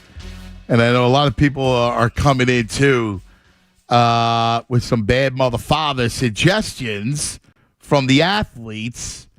I know Mike Smith hits the Jack Lambert, which is a go on. Allen says Rick Mahorn. We got him. Tyler says Kimbo Slice. He should be on that, Tunis. Yeah, his Kimbo anniversary of his death was this week or last week because I saw it in the vault, buried in there. Oh, yeah. So it's crazy. I just heard his name just the other day. Brian is spot on. Bob Probert. You remember him? No. You don't remember Bob Probert? No. He was a good player, but he was nasty hockey player for the Red Wings. Probert. Wow. That's a bust out. Let's go to Aaron. You're on 97.5 The Fanatic. Hello, Aaron. What's going on, Aaron? What you doing, buddy boy? Hey, man, running in and out the truck, man. I just be helping and, helping out, You got the mask on? Be careful today, man. Yeah, I'm out here in these streets, man, because I'm a bad mother father. Yeah, you are a bad mother father. In these streets how bad is it? No, it's not bad. It was worse yesterday for me. It's a little better. Yeah. But hey, man, you really I love you to death, man. But I'm trying to pick 25 Sixers that I've been loved. I can't even find 25 of them. Dude, we were talking about 15. I mean, Maxi's top 10. It's bad, man. So it's bad ownership, bad drafting. It's just over the 40 years. If you go 40 years since the title, right? I mean, you got Iverson, Barkley, Doc, Moses, Embiid, Cheeks, Andrew, Iguodala. Yeah. I mean, it's not. I mean, you got to really go deep in. Like, you got to count the Hersey Hawkinses and the Witherspoons. I mean, Clarence. Really? But look what I was going to do. The people that they should have drafted, I was going to say I love them, like a Brad Gordon or somebody. You know what I mean? I was going to go crazy. It's just like, it was bad, just drafting, bad, all that. It was just, I don't know, man. But we got to love the team. It's like somebody that's in your family you don't like, but you love them. So it's just like, I don't know about the Sixers, man. I told you, man. I just don't know. But the running backs, I'm going to talk about that for a minute. Yes. Like, an 80-yard run is one of the best things you can see in football. Yeah, I like the 80-yard run. Yeah, I agree. Somebody breaking it for 80 yards, right? Yes. And they trying to take that out of football. It's about throwing. It's about the fans. Well, I mean, people. You listen when the aerial game explodes. I mean, that's because for every 80-yard run, you got 50, 3 yards in a cloud of dust plays. Right. But it's so enjoyable to watch somebody break some runs and go. No, it's fun. I agree. Billy Sims, you ain't got Barry Sanders. You ain't got the. It's just. You could actually close your eyes, and great call, Ar. You could close your eyes, and you could think about, Barry Sanders reversing field, Marcus Allen against Washington in the Super Bowl, reversing field and busting it for 80. The big that we're talking. In case you missed it, we're doing that, a lot of different things. We got bad mother fathers we're talking about. We're just talking about the roster over 40 years for the Sixers and trying to get to 15 truly beloved, all-star type of caliber players. And then we were talking about the running backs because Dalvin Cook has been released by Minnesota. And it just goes to show you how the running back is just completely devalued. Yeah, and it's amazing, man. It could be, think of a guy like Jordan Howard, right? the Eagles make a trade for Jordan Howard, final year of his deal. Oh, well, you could just run him into the ground. You're not going to bring him back after this year. Yeah. Think about how awful that is, right? A running back is on the final year of his rookie contract, getting paid no money. Oh, well, I mean, we could just use him a lot this year. Not going to pay him the big bucks. Look at Miles Sanders. Yeah. Yeah. You know, they used him a lot last year. Yeah. They did not bring him back. Now, Carolina did pay him. He got a decent contract from Carolina. But I don't think there was ever in the plans for the Eagles to pay him unless he took a team discount. No, they were never going to pay him. Right. And I'll be honest with you, I wouldn't have paid him either. No, neither would I have. But it's the nature of the sport that's kind of awful where you can literally run a guy to the ground in the final year of their deal unless it's somebody that, like a Christian McCaffrey, where you're going to continue to build your offense around a guy like that. But you don't care how many touches they get. You're not bringing them back. You'll just draft another rookie who's going to cost you close to $1 million, if not less. Yeah, yeah, it's wild. I mean, look at Detroit now. Detroit drafts, and it's funny because of the whole situation with the running backs and everything. Right, so you get Jahmyr Gibbs, and the whole thing, but they took Swift high, and they didn't use him. They had like 3 backs last year. You remember? Yeah, I mean the Jamal Williams thing was crazy. The guy was had 15 touchdowns last year. Yeah, yeah. They would just use him in the red zone and let him go to work, and that was more of an old school running back, if anything. It's wild. It's completely wild. All right, let's get back to the phones. Brian, you're on 97.5 The Fanatic. Bri. What's going on, guys? Yo, what's happening, my man? The Kimbo Slice fight when he fought the Boston cop, that makes you never want to get into a traffic argument. Never get in a fight. I don't know if you ever saw that fight. It's just 9 to 11 minutes of them just punching each other in the face. Yeah, yeah. And they're big boys. You know? Yeah, and just going head to head. Yeah, like 2 cavemen. Yeah. Like someone just defawed them and put them into a ring. They got defawed. Oh, my God, that's awesome. Do you imagine life back then? That's why you talk about survival of the fittest. If you're going back to those days, you better have some girth on you, man. And you better have some hands, and you better know how to use them. I remember, because I think you're like a year or 2 older than me. So like my older uncles and cousins, they were Schultz Brown guys. So I was Brown and then Berube, right? Like Dave Brown. We were Brown Berube guys, but I was more of a yes. Guy. He was more, when I was getting, approaching high school. And who do you like better? Who'd you like, Berube or Brown? Well, I liked Berube, but then he got smoked. Remember that fight when they against the Penguins? I can't remember. It was a Penguin, and he just destroyed him. And I remember all my old cousins, and the next party, like, how's Berube? He's not Dave Brown. He's not Schultz. We thought he was. Yeah, Dave Brown was nasty, dude. He was a great fighter. Did Domi make the list? Domi's on it. Yeah. How about baseball, Candy Maldonado? No. Do you remember him in that brawl? Now that you bring it up, that's a good one, Candy Maldonado. That's probably the best punch I saw a baseball.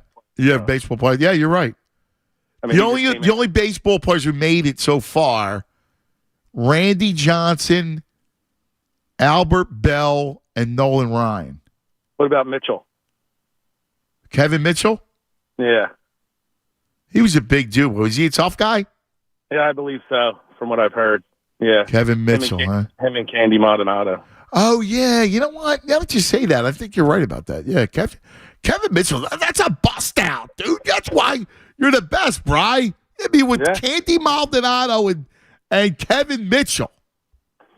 And I will say this about the list. That, everybody would lose to whoever wins the box. There's no chance. Like those guys, you throw them into. I know you took the MMA guys out, and the younger guys have a little disrespect towards boxers. If you teach Marvin Hagler takedown defense, he beats just about every MMA guy. That's a different. You're comparing different eras. Yeah. There's no such thing as choking people. If you choke someone at a playground in the 80s, the whole playground would ostracize you. You're right. Now that's they have arm bars and leg lock. It's just a different. Yeah. You were not allowed. That was against the code. Way against the code. If you started choking someone, people thought you were an alien. Now because you're right. In a schoolyard fight, you could really the only thing that was acceptable was a punch. Like you get away with like a knee or an elbow here and there, but really it was just a punch. And you were supposed to let the guy up. Yes. You weren't supposed to finish him. I mean, that was right. That was right. That was the code. You're right about that.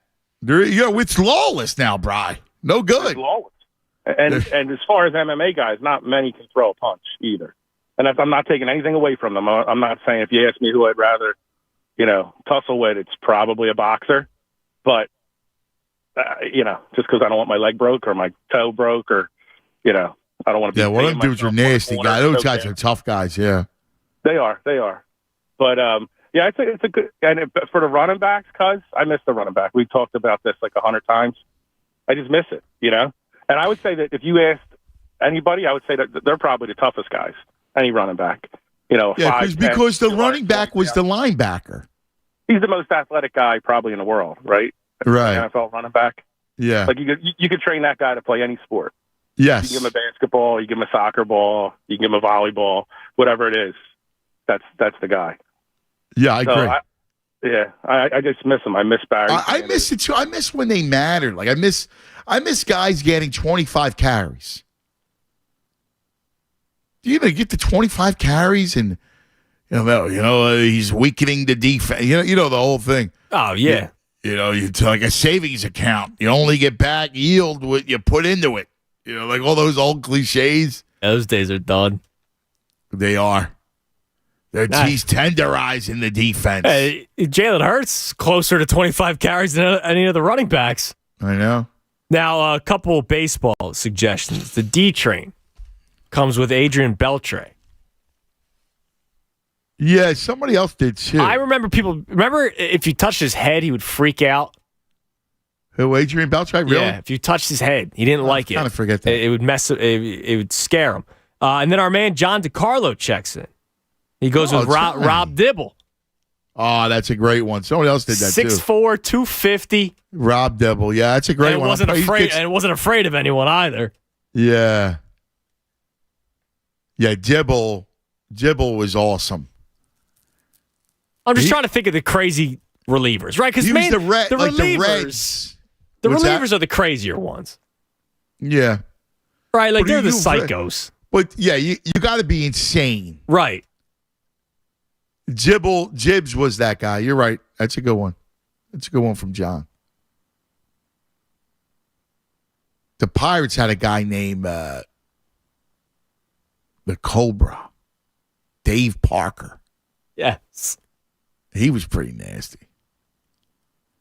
And he come in lefty. He was a real Cobra. Yeah. Not like Carson. Yeah, he did not. I kind of regret that one a little bit. I'm trying. Yeah. Did you go Schlareth? Why?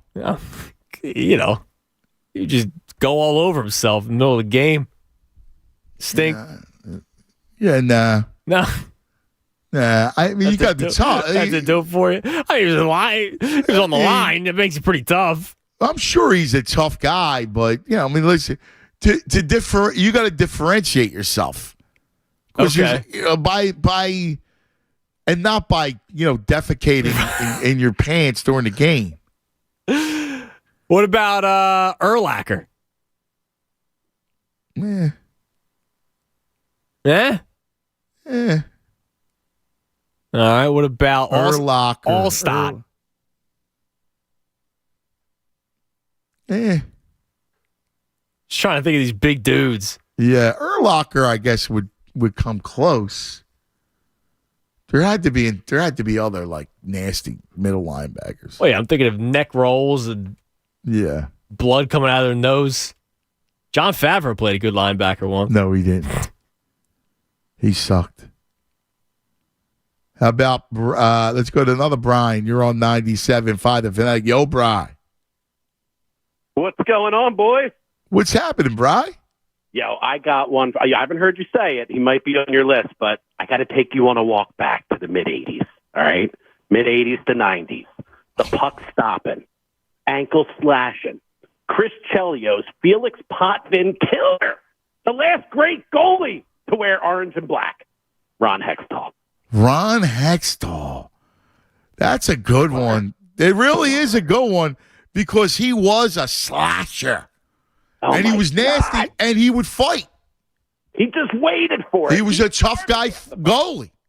Oh, loved him. I was born in 79, grew up on Flyers hockey. Yeah, Hexy. Ron Hextall defined goalie mentality.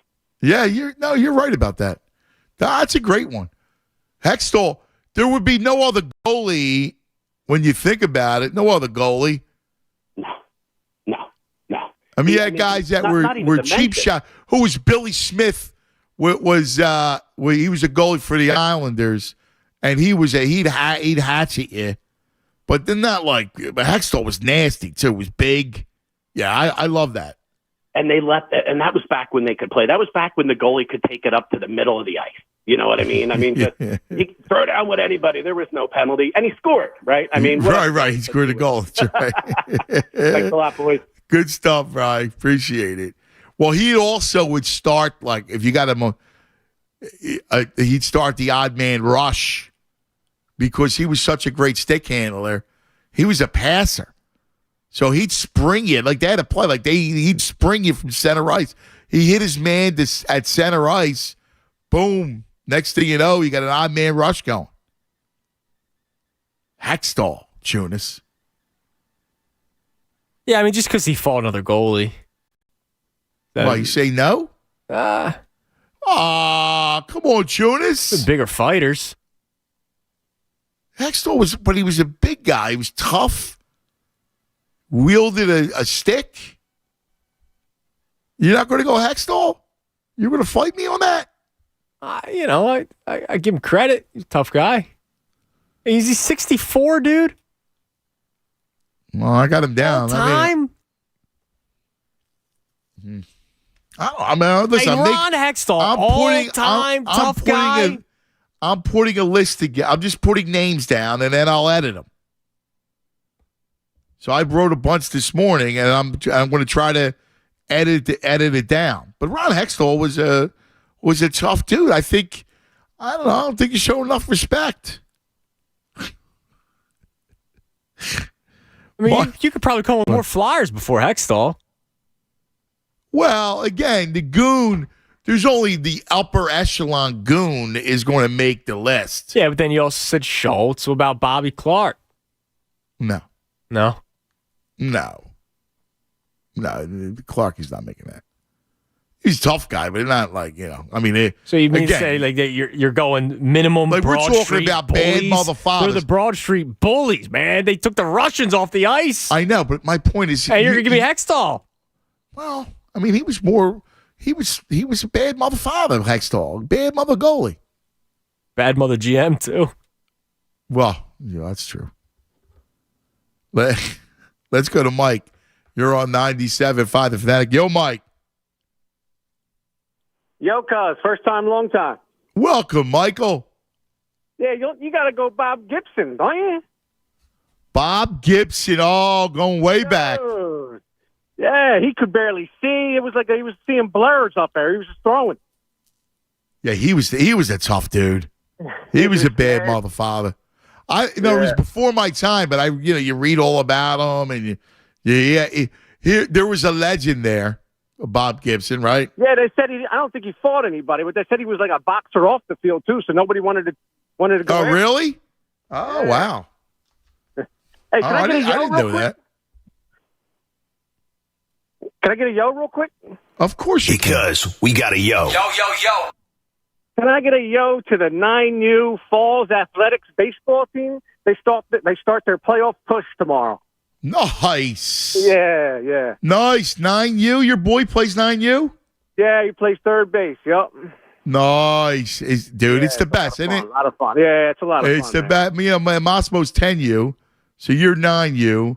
Dude, I don't know about you, but I look forward to the tournaments and the games. It's I just love unreal. Like these kids, they spend all summer together. You know what I mean? I You end know. up caring about kids you never even met before. All of a sudden, they're like family. You know? Exactly. Yes. And like you root for the kids to get hits and all of this and that. And, you're spot on, brother. All right, man. Thanks a lot. Good luck on the road. You make a deep run. Good stuff. Hey, real quick, just for anybody who's planning on going to the Phillies game today, the Nationals game has been postponed. Now, they were a 1 o'clock start. Right. Phillies not till 6:05, but I don't know if that's necessarily a good sign or not that they're starting to postpone games today already. Yeah, I mean, listen, it's bad. No way, no two ways around it. Yeah, it's not good. Air quality alert until tomorrow at 10. Oh my God, it went down again. Do you remember what I was telling you? The air quality, how bad it's been going down. Yes. So it was at 376. Then it was at 350 something. Now it's at 222. Oh, man, that's bad. Well, it's a good sign that it's going down. Oh, is it? I thought the lower you get, the worse it is. No. The lower is the better. Okay, that's good. Playing golf here. Look at it's bad. They should listen, no problem. You cancel. Yeah, and they already have the date planned out, June 22nd for the Nationals game, right? I get it. It's tough to reschedule games. And it's the Tigers. It's not a divisional game. I understand that, but come on. Yeah, look at this. New Jerseyans, New Yorkers urged to mask up or stay indoors. It's that unhealthy. Yeah, I would, I mean, that's a screaming headline on the CNN. You can stay inside, stay inside. Feel bad Coop likes his afternoon walks? Yeah, well, tomorrow. I'll be back at it tomorrow. We'll be back at it. Yeah. All right, 610-632-0975. 610-632-0975. Cuz Radio. Jonas. Hanging out on a Thursday. Let's talk a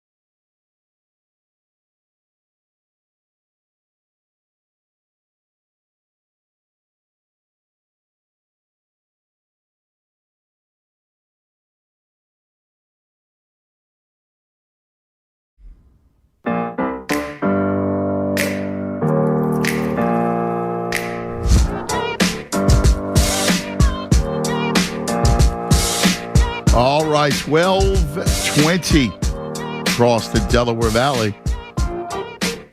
So Ramona Shelburne from ESPN, friend of the show. We love Ramona.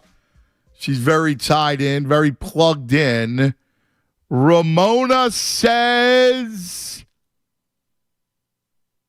the Suns don't waive Chris Paul unless they feel pretty good about somebody else. And I want you to keep your eye on James Harden. I don't want to report anything, but that was in the wind. So Ramona Shelburne, keep an eye on James Harden to Phoenix. And it's funny, a couple weeks ago when there was the report that Chris Paul could be done in Phoenix, and no, you know what? The report was James Harden had Phoenix on his list. Short list. It was Sixers, Rockets, and then there was Phoenix if they could make it work. And then there was a report that they may not want Chris Paul back. And then yesterday was the big one, right, where they were going to move him, whether trading him or releasing him. And so it made sense to maybe do a swap where Harden goes to Phoenix. You get Chris Paul here. You do some sort of sign and trade. And I don't know, you make it work where you get Paul on a shorter deal. Because he's 38. You're not going to sign him to a 4-year deal.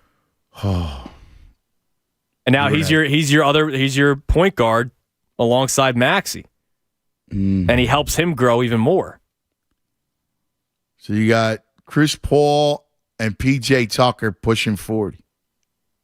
Yeah, that's scary. Unless you move PJ to Phoenix. I don't know what kind of deal you'd get.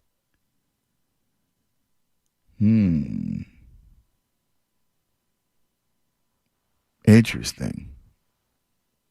I mean, I either Harden to Phoenix. So it's him and Durant are going to try again. Harden, Durant, Booker. That's scary. Ayton. But that's Brooklyn all over again. Yeah, and how much ball goes around? Well, that's the thing. You know what's funny? Because one of my guys on Twitter DM'd me about the Eagles. And he goes, if you're the Eagles, would you take a look at, it was Jared. He said, would you take a look at either Hopkins, Cook, or do a linebacker? And it's like, they're not going to sign Hopkins or Cook. There's just no room. No. Unless you're getting Hopkins to a 1-year deal and, Devontae goes into the slot or A.J. Brown goes into the slot. I don't see a planet where the three of them are on the same team. And then you can't go Cook because you already have Swift, you have Penny. You're not going to have a three-headed monster. We talk about the running back being devalued. Yeah, I don't see that. All right, we got our man. Oh, terrific. Joining us from ESPN, ABC. We love him. Hometown hero. Hanging out with us today, the great Kevin Gandhi on the Comcast Business Hotline. Kev! Man, my man, how we doing, Jonas? Hope everything's well. Yeah, buddy. Yeah, how was it? Do you have the bad air up there? Yeah, we had to cancel Little League playoff game last night. We don't know when it's going to be made up.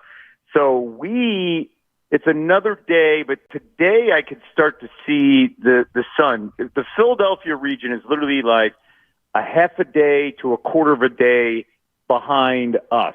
So, basically tomorrow it's going to be a little bit better, and then hopefully for us, Saturday will be great. So I'm thinking by like Sunday, you guys will be in the clear. That's how slow moving this thing is. Oh my God. I guess it's getting a little better today, but still it's wow. It almost looks like post-apocalyptic. It does. And you know what was weird here? So we haven't seen the sun in like 2.5 days. And then this morning you still have the smell and that little fog. And then it started raining. And I was like, this is crazy. Like, what is going on? So it's bizarre. You had the ashy rain. Yeah, it's really weird, man. And I don't know if what the weather's been like for you guys, but like this past week has stunk, man. The 60s and like low 70s. Man, it's June. I want to be out by the pool, and I want to feel good, and I want to actually sweat outside, and that's been pretty annoying. Yeah, it'll get there. You know that. It'll get there. Hopefully sooner than later. So we got a bunch of stuff for you that we got to discuss here. Number one, let's talk about what Ramona Shelbourne's reporting to watch Harden to the Suns. What do you think? That's fascinating. Well, listen, I think that's great for Phoenix. I heard you guys talk about it briefly before I jumped in. Listen, when he was with the Nets, he worked really well with Kevin Durant, and he worked really well with Kyrie on the floor as well. The problem was Kyrie just was a no-show, and Harden was like, I'm not doing this. I'm not doing this back and forth. KD, that's your guy. I know you and Kyrie are tight, but I can't keep doing this. So that fit-wise, listen, we saw James Harden change his game specifically for Joel Embiid, and it worked out really well. He will do that because I think Devin Booker is a younger, better shooter version of Kyrie. Kyrie's like literally, you can say he's top 2, top 3 ever when it comes to handling the basketball. His handle is insane. But Devin Booker, I think, is a younger version of what Kyrie can do, and he's going to show up day in and day out and put in the work with Kevin Durant. And I think that's all Harden wanted with Brooklyn. Yeah, I could see that. Yeah, I could see that. Yeah. And you know what? Let's look into the idea. If that were to happen, it's just hypothetically, I'm okay with that. I'm okay. Yeah, I am too. Philadelphia. Yeah. I'm okay. You know, you look at it and you go, let Maxey, like this year may be a little tough because, you're still going to have to tweak the roster. It's going to be difficult to get another big player in here, but maybe Maxey takes another step. And then you get next year, you get the big free agent class next year. I completely agree. And I think I would imagine Tobias, we talked about this before. Tobias's contract is now an asset on coming off the books. So It is a bargaining chip if they want to explore that option, because we've heard that extensively over the last couple of years about his name. I think those rumors will not go away when they're looking to upgrade the roster and flexibility. They may have to take on a contract. Daryl will have to, but to upgrade the way they want to upgrade it, if you lose Harden, and you have the ability to, kind of find some maneuvering, because Daryl's in a tough spot, man. They don't have a lot of wiggle room. He's got to make some tough decisions, I think, in the next 2 months. Yeah, it's going to be interesting to see what they do. It really is.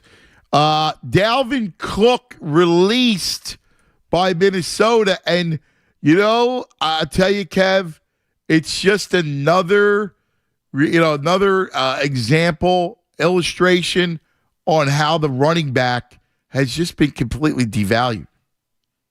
It goes back to the banner read philosophy, right? And you were like, what, really? And you're 100% right. It goes back to my man, great friend and colleague, Mel Kiper's idea of where to draft running backs. And I know we were fascinated with Bijan. He's a phenomenal talent. Plug and play immediately, and boom, like the guy's going to give you 12 to 1,500 yards and catch the ball. It's just, where is that growth here after that first contract? And Dalvin's going through that. Dalvin's a pretty good running back, especially him catching the ball from out of the backfield. It's just, if they didn't make the DeAndre Swift trade, then okay. But there's no way. Why would Dalvin Cook want to come here? Well, I know you guys briefly talked about DeAndre Hopkins. These guys want to get one more deal. And there's no way you're going to get a deal in here. That means we're set up in a good spot because we have depth at both positions. And that's not something we discussed before in the past, right? So I think the Eagles, it just shows you how well Howie's built this team. And then it shows you the idea and that concept that is carried over through the years about running backs. Let's not forget all the moves that Howie did in building that running back room and during that Super Bowl run, right? You get Blunt, the power, and I think you got the same thing with Penny, right? And then you make the trade with Miami, and you have some little speed there. Like I think Howie's putting the whole thing together the right way as usual. Yeah, I'm with you. Like I mean, people talk about DeAndre Hopkins. I just don't see it. I mean, if anything, he probably goes back. He should go to Kansas City, but AJ Brown, Devontae Smith. There's just you can't have three of those guys. They just can't coexist. No, it doesn't make sense. And let's not forget, it's Dallas Goedert too. You could put him in that big three, right? Like, because Goddard's going to have a lot of catches when healthy. His production is just going to continue to grow. So, where's the football? Like, how many do we have on the field? It doesn't make sense. And I think people are enamored with DeAndre Hopkins from what DeAndre Hopkins did, a few years back in Houston, and maybe that first year in Arizona. He's not going to. A.J. Brown was phenomenal, and Devontae Smith is trending up each and every year. Why are we taking away? Yeah, I actually think Devontae's an underrated player. 100% agree with you. 100%. Like we don't talk enough about that. AJ's AJ, right? Because he's a big personality, the whole thing too. But I think Devontae Smith he's a great receiver. Yes, and you know why I think we undervalue him? Because he's reliable and he just does his job, and he doesn't make it about him. And when sometimes we have seen that with wide receivers shoot, look at 81, 15 years ago. When you make it about you, your immediate mind goes to that wide receiver. Devontae is just, hey, I go to work, I make the catches, the most difficult ones, I get up, I get back in the huddle. That's You're right. him. And again, he's ascending. He's going to continue to get better, and AJ has made him even better because he's giving him these one-on-one matchups that he didn't have that rookie season. Oh, totally. No, I think you're spot on there. Do you miss the running back? Because we were talking about we're kids growing up. I mean, if running backs were top five, they were like quarterbacks. Like they always went top five. Yep. And it was a big deal. And every team had their 25 carry a game guy. And now it's always a split. You're going to split your carries. 100%. It's just, and listen, I grew up I was a Wilbert Montgomery guy. I had the Wilbert jersey and everything. And we all know what he did in that 81 NFC Championship game against the Cowboys. And he was incredible. Then we went through a spurt for many years. I mean, drafting Keith Byers, Michael Haddix didn't work out, and Byers obviously. Anthony Toney. Look at the horrible backs.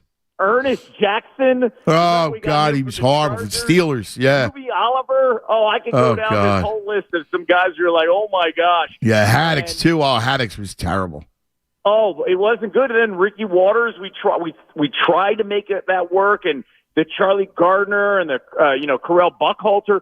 Westbrook was the guy that it was like, okay, this is the new definition of what a running back can do. He can do every single thing. He's not going to just carry the football. He can catch the football, and it's like a handoff with Andy's offense. And I thought the Eagles really got everybody ready for that. And it's sad. I grew up with the Barry Sanders being a top 5 pick, and but we've also seen the Kajana Carters.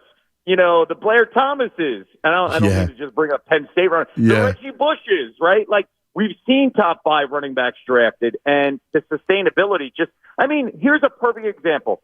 Look at what Austin Eckler is doing with L.A. The man is making $6.5 million, and he is a workhorse of all workhorse running backs. He does everything, and he couldn't get a new deal. Like, no matter what, they gave him some incentive, late deal, but to make an extra couple $1 million. But Austin Eckler is the perfect example of this new NFL. You do literally everything, you won't get rewarded no matter what at that position.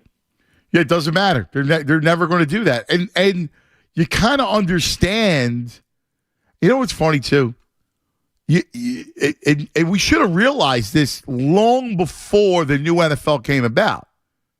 But if you go back to it, right, like the greatest running backs never really won. No. OJ didn't win. Yep.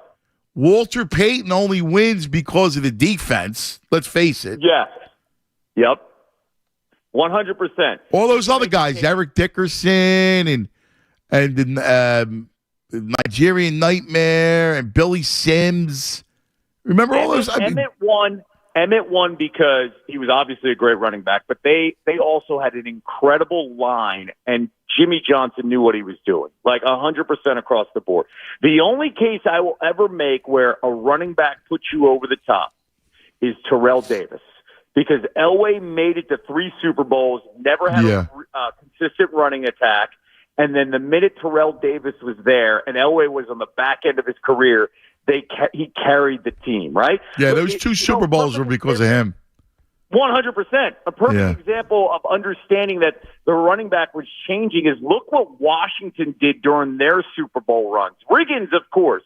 But in the 90s, when they were winning those Super Bowls, they obviously had different quarterbacks, Ripken and all that, or Rippin, I should say. Yeah. Like, they also had Timmy Smith. Doug Williams did a great job, but they found a way because of that offensive line dictating things, right? And what was the theme with the Eagles when it was the offensive line dictating things, and that is what we've seen consistently. The line's got to look at this perfect example. Look at the Brady run and those years, right? Because they didn't have a consistent running back, and then the Chiefs lose to Tom Brady and the Bucks. One of the reasons why is because there was no offensive line for Patrick Mahomes in that game. So the line. They lost both tackles in that game. Yeah, exactly. Yeah, it's amazing, and even with the way Brady used the backs, there were more weapons out of the backfield. 100%. We can go back and I may be missing, but Bettis is probably the one because Roethlisberger was a rookie, and that first year when they won in Detroit. And then Jamal Lewis. Remember him with the Ravens? Yeah, the Ravens. He's another example. But it is really tough to find a workhorse running back over the last 20 years where it's like that's going to be the key to success. And, who went through it over the last 5 years? Saquon Barkley and the Giants. Phenomenal talent. Yeah. I mean, if Saquon was drafted in the 80s and 90s, he would have been a superstar. The whole league would be based around him. But the league has changed so much on what the priorities are, and it's no longer about the Barry Sanders or the Walter Paytons or the Emmitt Smiths or Eric Dickerson, like you mentioned. It's just quarterbacks, and then who's making that slice of the pie now? Wide receivers, because that's the best friend of the quarterback. Yeah, it's amazing. The wideouts are it's incredible, really, when you think about it. Yes, it is. Those wideouts, like how, and it's funny because you look at the Eagles and, skill guys, let's be real, like you bring up running backs. I mean, you mentioned Wilbert, Westbrook, Shady McCoy. Mm-hmm. And that's really it. Like Keith Byers was more of almost a hybrid tight end. Totally. That's a great example. He was like the first hybrid tight end. You're 100% right. Yeah. And I'm glad you brought up Shady. That Shady was that one that I was missing when we were going along the lines through the years. Yeah. So the other thing, real quick, sobering thought. And we're talking to the great Kevin DeGandhi, ESPN, ABC, hometown hero. How about we were talking about the Sixers. And we were talking about can you come up with a top 15 all-time great Sixer? You can't. You mean top 15 all-time great Sixer when we talk about the greatest NBA players of all time? You talk about the greatest Sixers, right? Your list ends almost before 10. Oh, wow. Tell me who's on that list. All right, so think about it. This was our sobering thought, and this goes over because we were talking about 40 years since the title. So Iverson, Doc, Moses, Barkley, Embiid, Cheeks, Tony, Iguodala, Doug Collins. Well, wow. Okay. Yep. I mean, again, we're going from Wilt on. So Wilt, you could put Wilt, I guess, but we're doing it since the 40 years of the title. Yeah, we've went through some lean years, man. Maxey's a top 10. He's a top 10 Sixer the last 40 years. Oh, wow. Wow. When you put it like that, oh, man, and it's really hard to argue, especially you got Iguodala, of course. Bobby Jones, you can make a case. I got Bobby Jones on this, yeah. Hey, Hersey Hawkins. Hersey Hawkins, really? I know. But if you're going to bring up Moses, could you bring up Dikembe? But he was not here long enough, right? And he wasn't that good. No, he was a blocker by that time. Yeah. He's here. Gets you 11 boards, 3 blocks, but he wasn't that good. You weren't going, oh, okay. Yeah. This is 40 years. Billy Cunningham, you're right. It does go a long way, and it just. I wasn't trying to get depressed today, but I'm sorry, right. Buddy. This is what happens when we're left to our own device in June without, because all we're doing right now is waiting for football season so we have all these conversations that we get involved in. And you could go Hal Greer, but we're getting to the Wilt conversation. But now you're back to Wilt's team, right? Days, yeah. Yeah. No, really, I'm talking since the title, right? So if you take the title team, that era, 40 years, what you got? Well, think about it. There have only been literally 3 high points in those 40 years. Obviously, you start with the 83 team and that just run, right?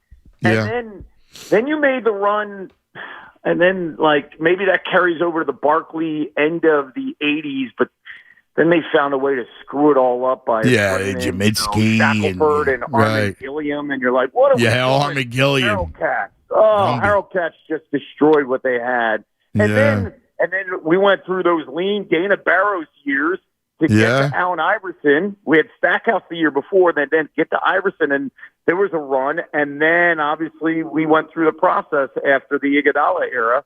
We tried with Andrew Bynum, and then I hate talking about the process now. I think after the last playoff, I don't want to talk about it anymore. But I will say, listen, it is a crapshoot in the lottery. And the perfect example is look at the Nuggets 2 stars and look where they were drafted. And so we've got to get our heads out of the idea of lottery. We need a lottery pick to get somewhere. There's a lot of development, a lot of patience. And look, our number 2 guy on this team is a guy that we have so many, I think, just this vision that he could be a foundational player in Tyrese Maxey, and he was outside the top 20. So we've got to look at it that way. We've kind of have to adjust our stuff.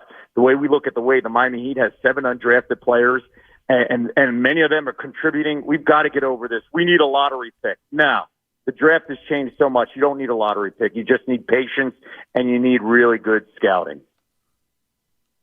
Dude, that's it. You're spot on, buddy. Spot on. My man. Appreciate you, buddy. Listen, we love you, brother. As always, so great hanging we love it every Thursday. You're the best, Kev. Thanks, guys. Have a good one.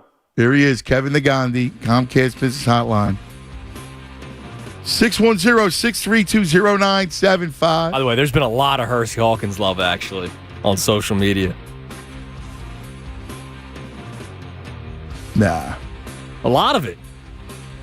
Saying that he's got to be in it in the last 40 years. Dude, he was not special. Neither was a lot of the players in the last 40 years. Well, that's the point we're making. It's like Jamal says, well, Mutombo won the Defensive Player of the Year. It doesn't matter.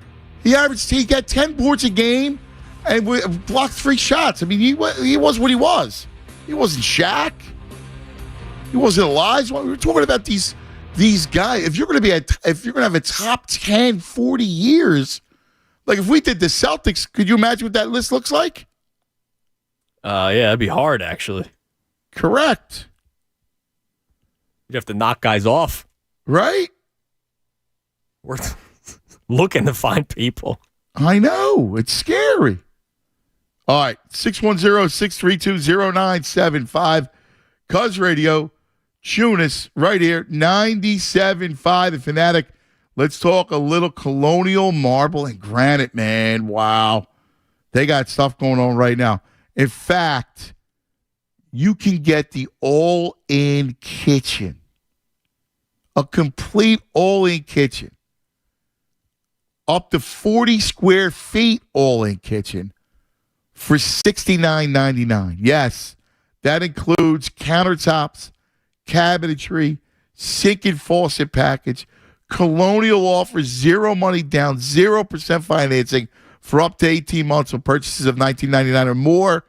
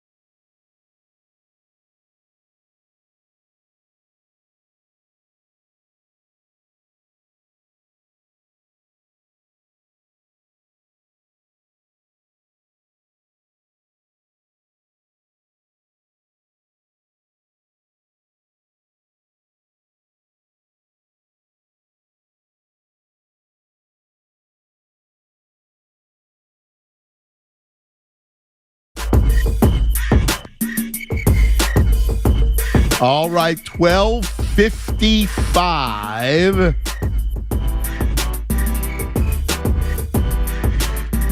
Oh, man. We're crazy. No, because there's forest fires in Canada that's bringing down the air quality for a couple days. You know, it's not a political division. I'm going to go out there and suck in the air. That'll show them. Like, nobody's telling you what like, you know, you can't. It's just like, hey, look, if you have respiratory stuff or allergies or whatever, just watch yourself outside. That's all. And they've also said, why has that got to be a big political fight? Like what? How is that? How is the air quality in your head and fake? Dude, I don't know. I mean, these people that come out with stuff are just out of their minds. And I will say, I don't have asthma, right? It's not like I was panting when I was outside, but, you feel the tickle, your eyes start getting scratchy. I can only imagine people who do have asthma and respiratory issues. Yeah, listen. It's smoke. Yeah. Listen, it's an abnormality, right? There so happen to be these uncontrolled, wildfires up north. The winds blow it down here because that's how it works. And then, it's just a couple days. And people have to admit that it doesn't happen all the time. So the red hue and the smokiness.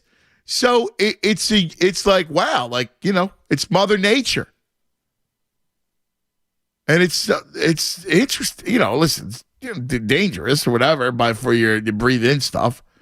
But that's why people are talking about it. There's no vaccines involved here. Nobody's telling you to, shut down. Come on. That's why I was confused. It's just a unique situation. There were people upset that the Phils didn't play yesterday. Take it easy, man. Oh, my God. It's okay that the one day of baseball doesn't happen. How crazy is that? You can't cancel. Well, listen, it's probably not good for the players to be outside. Probably not. Breathing in this stuff. Hey, you want to be outside? You do you. That's fine. Yeah, But it's like you said. How did this become political? People are out of their minds. It's smoke in the air. Yeah. That's all. From forest fires. I don't know about you, but when it first started, and I went outside of my house and I smelled it, and I'm like, I was looking for something in the neighborhood. I was looking up. Hey, looking for a bonfire. Right. It was like, was someone around here, or God forbid. You start to think that. Let's go to Bill. You're on 97.5 The Fanatic. Billy. Hey, cuz. Hey, Judas. How you doing today, guys? What do you say, Bill? What's going on, my brother? I got a name for you, and this is actually two names for your enforcers in hockey here, and it's going to blow your mind. I'm going to give you the name Boogeyman. What comes to mind? Does a name come to mind? The Boogeyman? The Boogeyman, Derek Boogaard.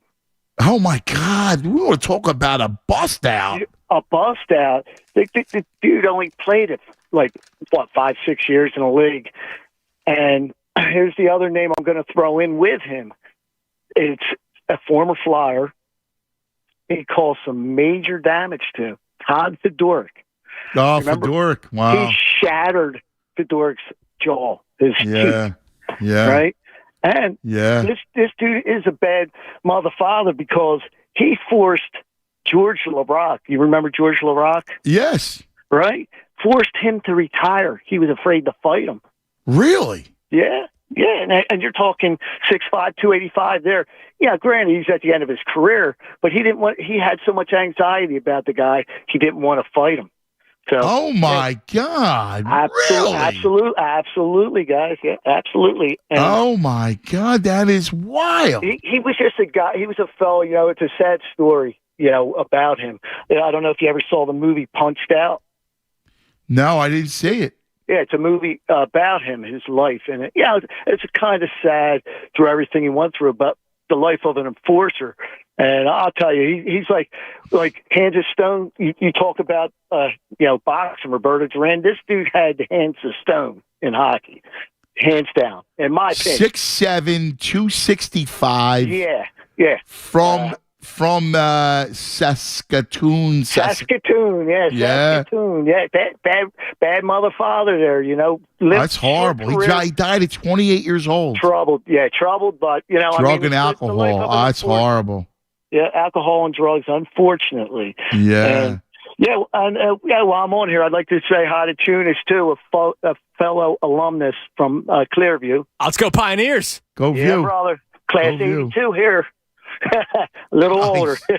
Yeah, I'm a little older. But, they were my couple guys in there, and I put them right up there with Probert and McSorley. Yeah. Yeah, I got Probert, man, I hadn't thought about in a long time. He actually could play a little bit, too. Yeah, absolutely. And when you were going back to Schultze, when Schultze was in the minors, he was actually a player. Yeah, I heard that. The dude could actually play. And they, Flyers brought him up, and, that's the time. That's my time. That was a great time in hockey, I mean, that was good stuff. I loved it. It's changed a lot, but, hey, like everything else does. And here, you got a couple more minutes here. I got a couple crossovers for you, if you got it. Well, we're up against it, but real quick, hit me. Ken Shamrock, and Dan. Yeah, we had that yesterday. And Severin, MMA and WWE. Yeah, we had Ken Shamrock yesterday. Listen, great stuff, brother. Great call, man. Make sure you call again. I got a yo, Tunis. Because we got a yo. Yo. This goes out to Tony the Ref's nephew, Raheem Stevenson. He wants to give me yo, graduating from Springfield High School. So nice. Congratulations, my man. Way to go, Raheem. All right. Sit tight because we'll get back to your calls in just a minute. But joining us every Thursdays with Braze, director of fun and games, with our man, John Brazier, the Fightins. Oh, Braze. What's up, man? Well, it feels good to have some wins. Well, last week when you're talking to me, it was a little tough because I think we had lost 5 in a row maybe, or it was something dreadful. Yeah. It's a little tough to spin that, but coming off 4 in a row, the bats even came alive when, the one game where we only had Schwarber's home run to that's on the scoreboard, but we hit the ball. In a normal game, that wind was blowing in, and there was 4 balls that probably would go out in, with no wind. So it's good to see the guys hitting well. I don't know if it's a lineup change. I don't know if it's the Tigers. I don't know what it is, but I know Schwarber knows it's June now, so that's a good thing. It's uncanny too. We were talking about this the other day. Like, as a baseball, lover of the game, seam head type, we both go, Judas and I go, man, I want to see Trey Turner just be lead off, and that's it. And you look at Schwarber and you go, he's just not a leadoff hitter, except when he's there, he produces. He does. He really does. And it's just bizarre. And it just goes against your sensibilities, but what are you going to do? Because he does, for some reason, he responds. And it is funny when when we get Turner, everyone's saying, "Well, Turner's going to be the leadoff hitter, and you'll see he'll be the certain lineup." And the fact that you look at the lineup right now that he's run out the last couple of games, Schwarber, Castellanos, Harper, Turner, right? So who would have thought Turner would be that cleanup hitter? And Castellanos coming, now having a great year, is batting second. But you know what? I guess it's all about where you're comfortable in what spot. And Schwarber is very comfortable in that leadoff spot, and Castellanos is doing well at the 2 spot and said he likes that. And we'll see. We'll see if this is some results that we'll get. Yeah, it's pretty wild, man. It really, I know. I just go, it's just bizarre. Any word on the game today? No word right now. As far as we can tell, we're still good to go. So we're hoping that's the case. It was weird. I was on the golf course with Mickey Morandini yesterday, and we found out I was going to run back to the ballpark, and it got canceled. Mickey Morandini we had Grateful Dead night last night, supposed to be, and now it's tonight. Mickey was going to be a dancing bear, which is a symbol of the Grateful Dead, was going to go shoot hot dogs in the dancing bear outfit. I had him convinced, which was hard to do, and then all of a sudden the game gets banged, and Mickey can't make it tonight, so there'll be no Mickey Morandini in the dancing shooting the that's a shame. Shooting the dogs. Right. So, oh well. Damn. So let me ask you. It was cool. So Jalen and AJ Brown taking BP. Yep, we do this a lot with all the different teams, and that's we've talked a lot, Ian, about this. Is that it's great that all the other teams support each other. They become fans of the other teams. So we've had the Flyers taking BP, we've had Sixers, and so I know AJ Brown last year threw out a first pitch, and I don't know if I told this story to you, but it's funny. I didn't know at the time last year that he was a 19th round draft pick of the Padres. So I'm giving him my spiel as far as how to throw out the first pitch. Make sure I always tell people, it's better to air high than air low. You don't want to go into the ground because then you'll get a boo. If you go too high, you get an ooh. You'd rather have an ooh than a boo, blah, blah, blah. I'm telling him all this. And then I'm rather have an ooh than a boo. Oh, that's great. And then I'm warming up with him in the tunnel, like inside, and I throw one and it hits like an underhang of the ceiling, and it almost ricochets. He's like, we're done. So I'm going, oh man, this guy's looking at me like, and then I find out later that he was a draft pick of the Padres, a 19th round draft pick. So he ends up doesn't listen to anything I said, and throws a seed, just boom, perfect pitch. And then I got a call from the Eagles about a month ago. Hey, Jalen and AJ want to come down and take batting practice. So talk to Rob Thompson, talk to Kevin Long, talk to all the coaches, make sure it's cool with them. And they came out at 3:00. All of our players came out, Schwarber and Harper and Stott and those guys. They went and they're hanging out with those guys, and then they get all around the cage because they want to see how these guys do as well. AJ hit 4 bombs. He did? Bombs. Oh yeah. And it was funny because he's like Koch. Yeah, and I was listening to some of the guys, and they were saying this guy, you can tell he's a legitimate ball player, just the way he hits inside the baseball and blah blah blah. And then Jalen gets in the cage, and Jalen was more of a line drive guy. He wasn't. He hit warning track, but he was more going for the line drives. And I tell you what, man, it just shows that to get to that level in any sport, whether it's football, baseball, these guys are just remarkable athletes, and it just showed right there. I mean, look at JT Realmuto. JT was one of the most highly recruited quarterbacks coming out of Oklahoma. His uncle was one of the most storied wrestlers, and he probably could have been one of the great wrestlers of all time, and then obviously he's one of the best catchers in the game. So these guys just have ridiculous talent, and you can see that with Jalen. But baseball, it's funny because baseball's the one sport that it's different, right? Because it's not completely athleticism, but the skill involved in the game, right? Yep. Like being able to throw, being able to hit a baseball, it's a different type of you almost it doesn't surprise me AJ Brown with that pedigree, then that he's legit. But it's the fact that Jalen took BP and had a nice swing, because I've seen a million guys that same thing. They can't swing. How many times do you see guys come over a lot, and they can't they look awkward, they can't throw. Some basketball guys, they can't throw, they can't swing a bat, they look weird doing it. I threw to Stone Cold Steve Austin back in the 90s, and he was just too big. He couldn't get around on the ball. Yeah, we've had everything from Dwight Howard to go on and on. We've had a lot of actors, Bradley Cooper. I tell you what, who's one of the best players I've ever seen, non-baseball players, celebrities that have gone to the batting cage, and I'm telling you right now, Miles Teller is a phenomenal baseball player, really good. He played ball. I was talking to his dad. Yeah, I mean, he didn't play past high school, but really good athlete. Right, my point is that he played in high school.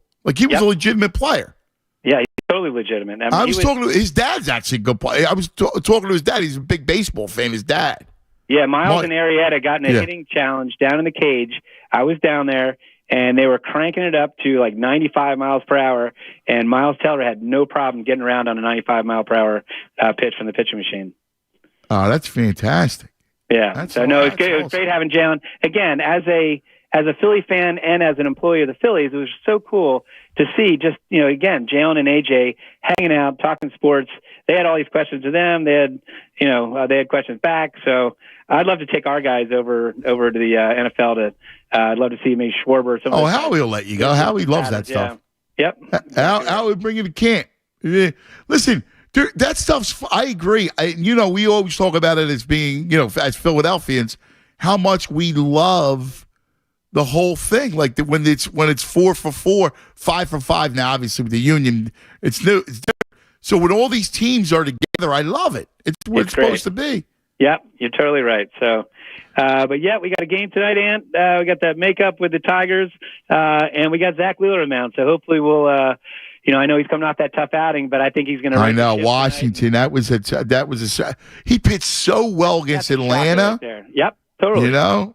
Yeah, he went 8 innings, gave up 3 hits and had 12 Ks versus Atlanta, and then goes against the Nats. That's the beauty of baseball, that you never know what you're going to get. They've got a guy that actually pitched, I think, in that bullpen game a couple of days ago. So, and then we got the Dodgers for 3, and that's going to be a great series because we've got. Yeah. First of all, we missed Kershaw, which is good. We're going to have all 3 games and starting tomorrow. Tomorrow is limited tickets available. Saturday's a sellout. Sunday we only have standing room only. So we're going to have packed houses for all 3 games. Oh, I love that.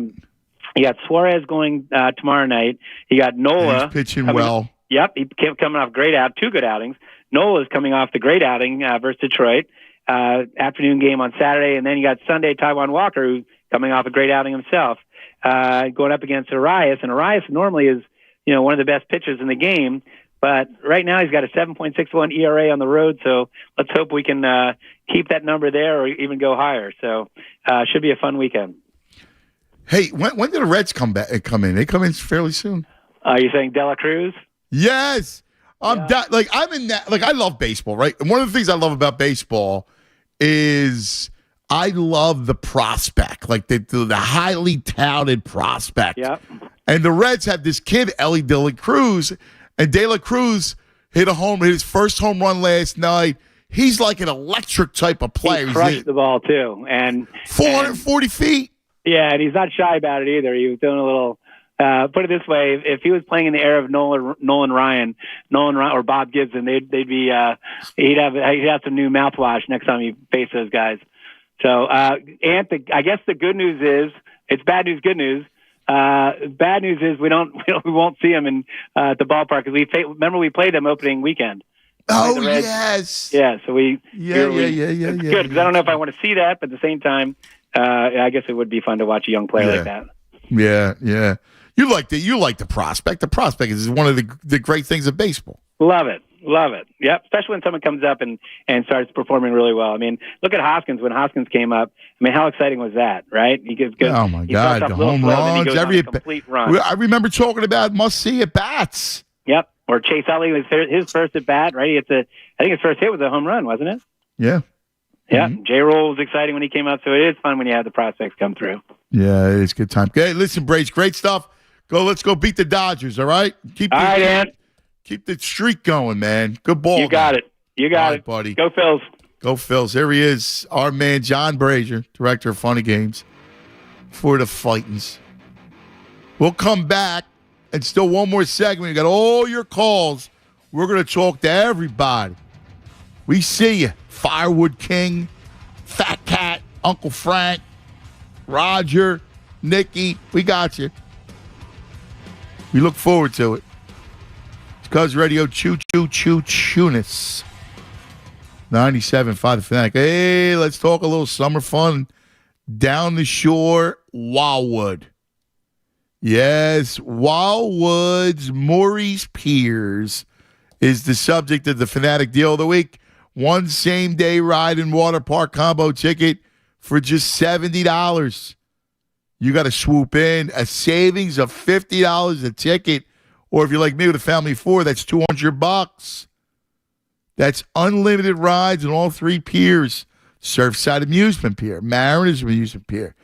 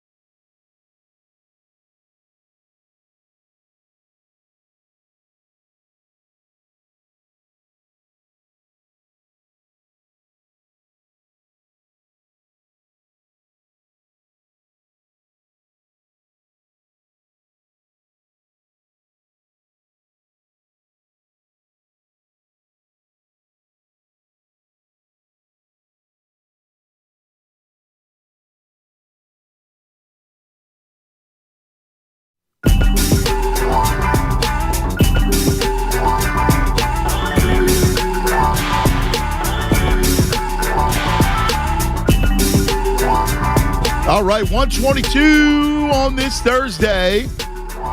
Always love hanging with you guys. Cuz Radio Tunis. Did you see this, Tunis? That Inter Miami coming to Philadelphia on the 24th. Yeah, I saw Kevin Kincaid from Crossing Broad posted the StubHub link, and there was the big red letters, wording saying this is selling fast. So now all of a sudden people are ready to go to the game. What does Messi coming to the MLS do? Because I think it's I'm excited. Like, I want to see him play. To get to see one of the historic players ever. Oh my God, yeah. Like, you went to go see Miggy the other day. I did, yeah. So a couple buddies of mine, well, I told you the story. My buddy Jimmy, poor Jimmy, went to games from 2007 to 2011, and every time he went, Kyle Kendrick was on the mound, or Joe Blant was on the mound, or they had a spot starter. He never saw the horses, right? He never saw the aces. And he went the other night, and Dylan Covey, with all due respect to Dylan Covey, was on the mound. He was kind of disappointed. So we were like, all right, let's make a point to go to a game where it's Nola or Wheeler or Suarez. And I wanted to go to the Tigers game because I wanted to see Miguel Cabrera. It's his last year, and I just wanted to say that I was able to see Miggy one more time. He looked terrible, dude. Like, he's rolling grounders to shortstop and barely running 45 feet before the ball got to the first baseman. But I got to see Miggy one more time. Messi, I mean, that's a big deal. Yeah, it's a huge deal. And whether he's losing it or not, you still want to see the guy play and say that you saw him. How many people went to, well, obviously the Eagles games are always sold out, but how many people bought tickets the last time the Bucks were in town just to see Tom Brady? Yeah. Like non-season ticket holders probably paid extra money to see Tom Brady because there was thoughts that it was his final year. Thanks to my man Michael. Michael says, just an FYI on Messi, the rumors are he won't be playing with Miami until August. Oh, be careful. I'd like to see. I would love to see him play. Oh yeah, for sure. You know what I can't wait for, and I will do whatever I can in my power to get a ticket. I can't wait for the World Cup to be here. Oh my God, yeah. I make no bones about it. I'm not the biggest soccer fan. Like, I love the World Cup because I love when it comes to countries. Like, I love that country pride.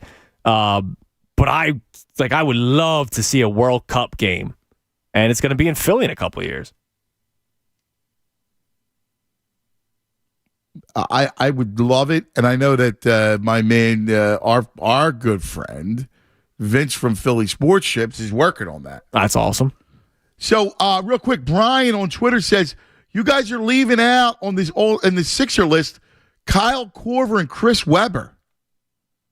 Chris Webber was horrible here. Nobody liked Chris Webber. He sucked. He was done. I liked Kyle Korver. Oh, Korver wasn't a top 10. He's not a top 10. Korver? Come on. I'm talking about how we don't have that. If we're going to go with a strong top 10 in 40 years, Kyle Korver? Come on. We're just scraping the bottom of the peanut butter jar for that. Yeah, those no. And Weber wasn't, but when he came here, he was done. I go EB before I go Weber, and even so EB, do I. Even EB I go was EB over the Weber end. all day when it comes to that. Yeah, no good on no good. It's just crazy. Like, we love that Iverson team, but was anybody else on that list? No, because no Aaron, no E. Snow. I mean, again, George Lynch, Jermaine Jones. If you're going to talk Geiger. about a top 10, 40 years, that the whole point was it's pretty thin, and that Maxey makes the top 10, right? He makes the top 10 because if you look at it, I wrote it, Iverson, Embiid, no particular order. Iverson, Embiid, Barkley, Doc, Moses, Andrew, Mo Cheeks, Bobby Jones, Iguodala, and then Maxey. Yeah, it's kind of bare, man. I mean, who takes Maxi's spot? Well, not Maxi's spot, but I mentioned there's been a lot of Hersey Hawkins love. If we're going 15, there's been Hawkins love. Schultze checks in. Bobby Jones, Hal Greer, Dolph Shea, strictly basing it off my dad's loves. Last 50 years. It's since the title. We're going title. It all started because you said, Tunis, 40 years. 40 years. And it got me thinking, going, oh, God, I've seen a lot of bad players. You could come up with an all-stank team. It is easier to come up with an all-stank team than an all-pro team with the Sixers. Yeah. Yes. All day. How many stiffs played for the Sixers over the 40 years? Oh, my God. I mean, Gabe hits me with the G-Man. Oh, the G-Man. Top 10? Oh. And there's stiffs from the Sixers. Like, you could take away the process players. Right. And you had bad play. That's when they were losing on purpose. Yes. And there's still been bad players. I'm with you. Dude, by the way, did you see this? You and I did not talk about this. Vince told me about this. Phillies next year playing in England. Yeah, with I forget who they're playing. Dodgers? Yeah, because it's I'm pretty sure it's Phillies Dodgers because Chase Utley, remember, moved out to England to help promote the game of baseball. So it makes sense that it's Phillies Dodgers, his old squads. I mean, that's a must-see series, is it not? That's cool. Yeah, it's cool. Now you're like, yeah, it's cool. No, I'm in. I wonder what. Where was it earlier this year? There was the series. The lines were like 22.5. The run total. Was it in Mexico? It was Mexico. Yeah. Was it the altitude? Right. I wonder what it would be like in England. Obviously, a lot different, but well, the ball is not going to travel. Right. The heavy air. I mean, I'd love to see that. That would be a fascinating. I mean, they're really, really cool. Right? It's cooler to be there, though. Well, that's my point. It's the Mets. 2 games. The Mets? Okay. Dude, I want to go. You would love to go. Well, I would love to go and experience it, yes. Yeah.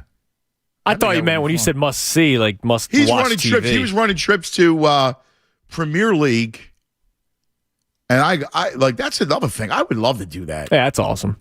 That's a bucket list to see a big. I really, especially over the last decade, getting into the World Cup and getting into a lot of the EPL soccer. I love the Serie A and all that European soccer. I'd love to see a game in Europe. That has to be like an incredible. That's a bucket list thing. Well, I've told you, just not even at a game. When I was in Lithuania for both of the last World Cups, obviously soccer's different out there. And Lithuania's not even a good, in terms of talent-wise, a good soccer country. They're big fans. And I was there for, I forget who Russia was playing. But obviously Lithuania and Russia, not the best of friends, for obvious reasons. And it was like when Russia went down, they lost, or they were down 1-0 or something. Everybody went nuts, man. It was like the Eagles scored a touchdown. Are you serious? Oh, yeah, dude. It's different out there. Oh, man, that's awesome. I'd like to check that out. And that was at a park. I was at a park that they had, a big screen. It was like a big projector screen. Yeah, that's awesome. With like beer vendors. It was awesome. Like, it was such a cool event. Imagine going to a park with beer vendors and you're watching the Phils game. Yeah. Is it a violation on Massimo to have wear my shirt? No. It's down to past his knees. And then he takes the knees and then he wraps his feet in the knees that stretches out the shirt. That might be a violation, yes. I've stolen my dad's jerseys before. It looks adorable, so I don't even say anything, So that's how it works.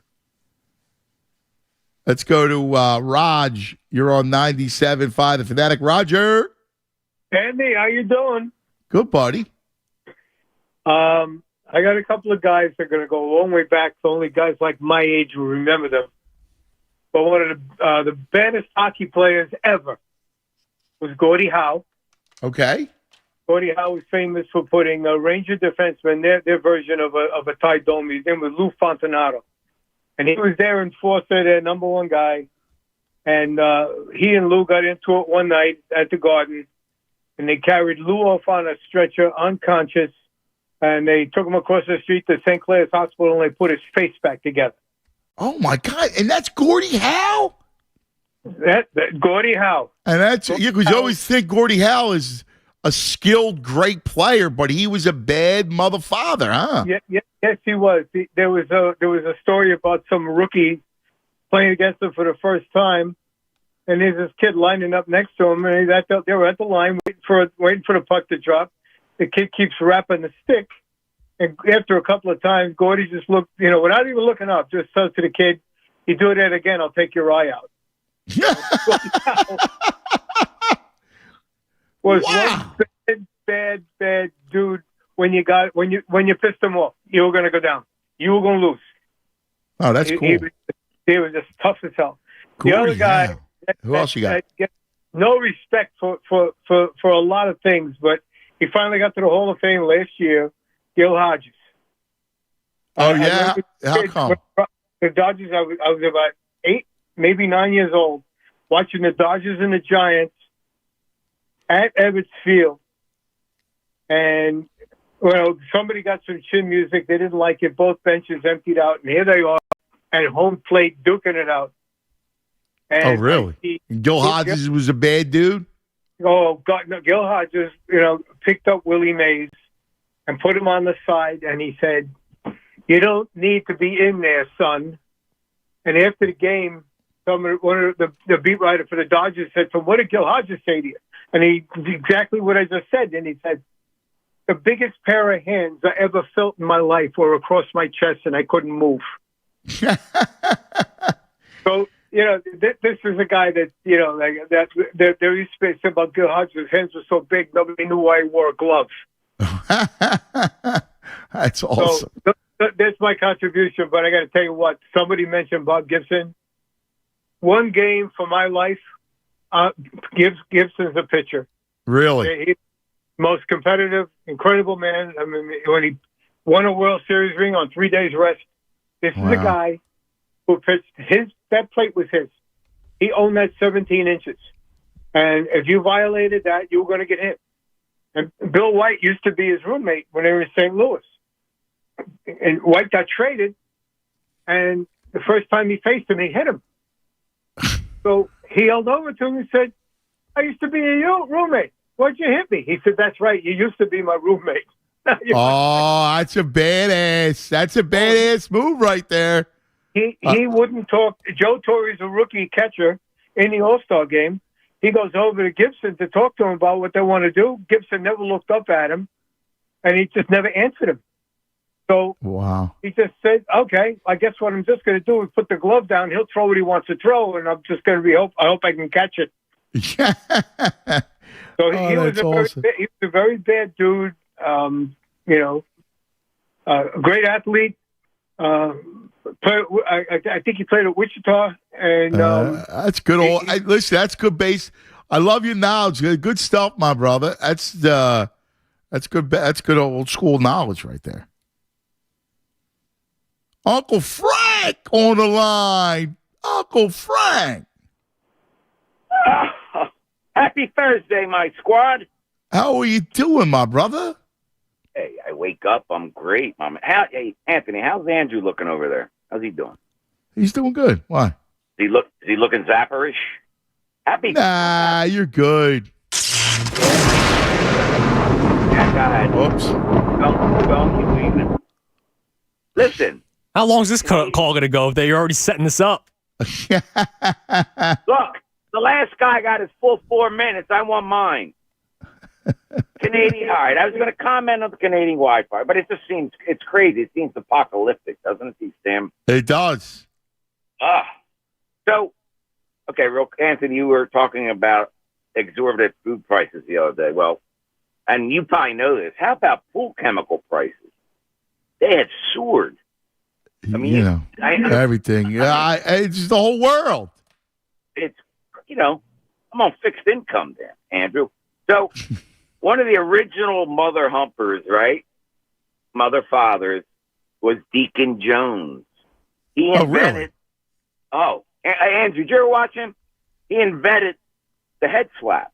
He would put small, like metal plates in his pads and go upside a tackle's head.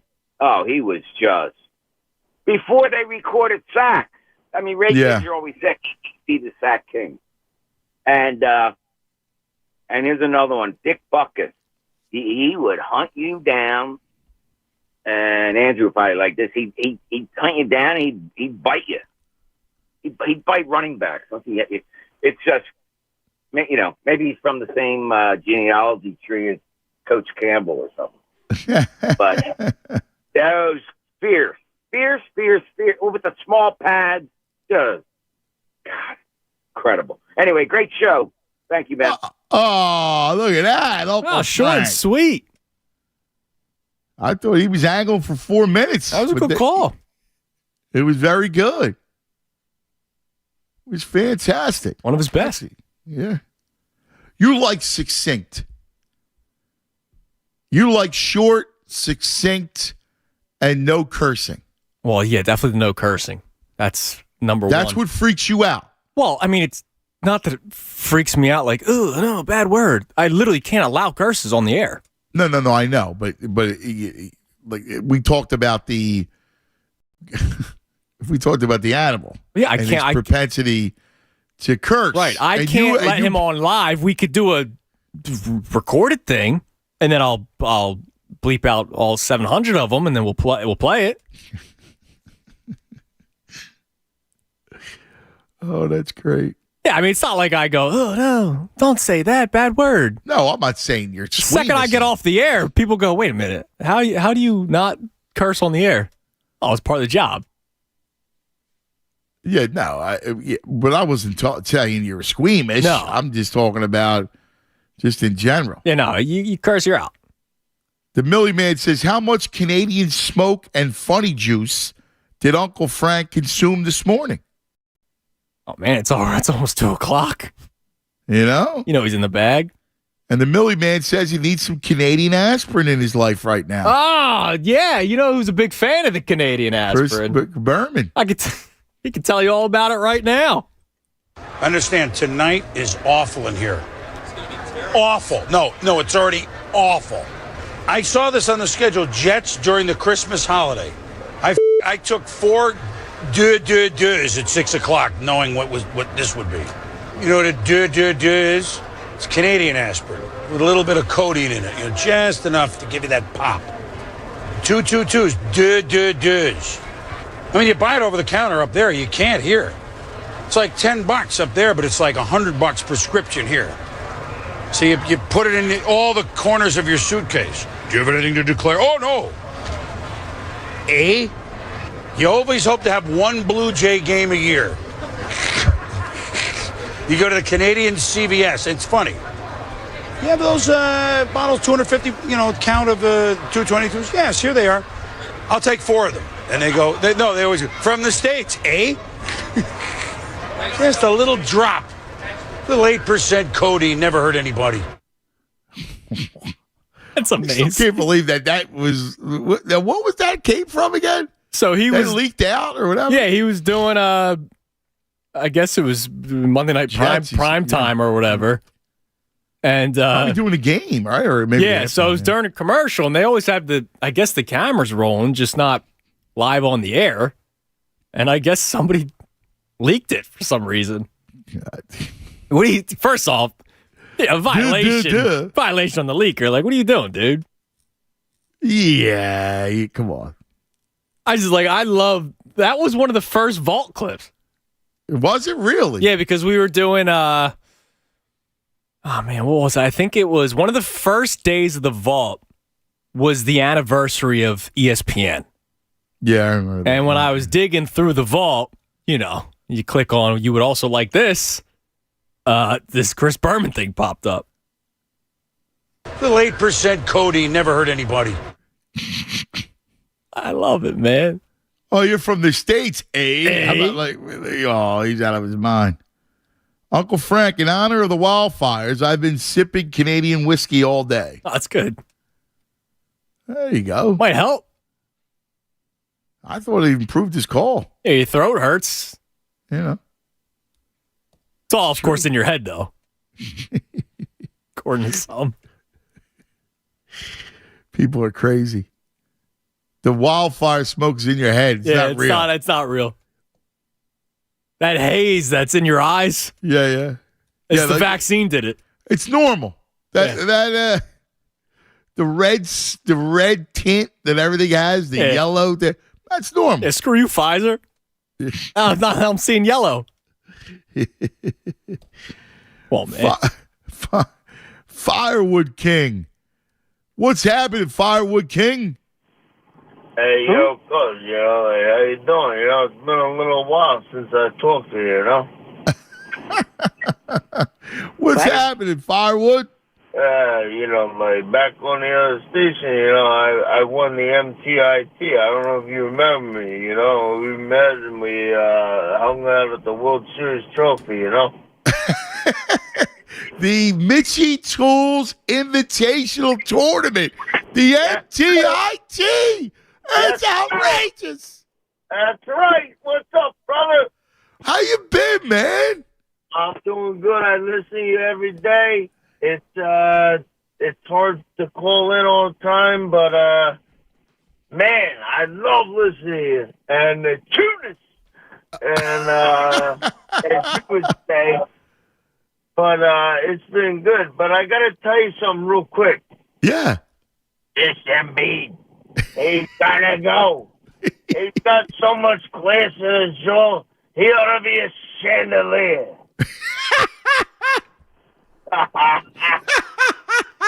Oh, man, it's good to talk to you, cuz. You are fantastic. Tunis, he won the tournament. He was amazing in this tournament. It was the Mitchie Tools. You remember Mitchie Tools, Tunis? I do.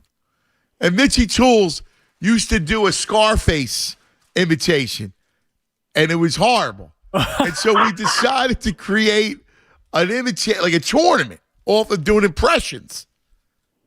And the Firewood King was the man.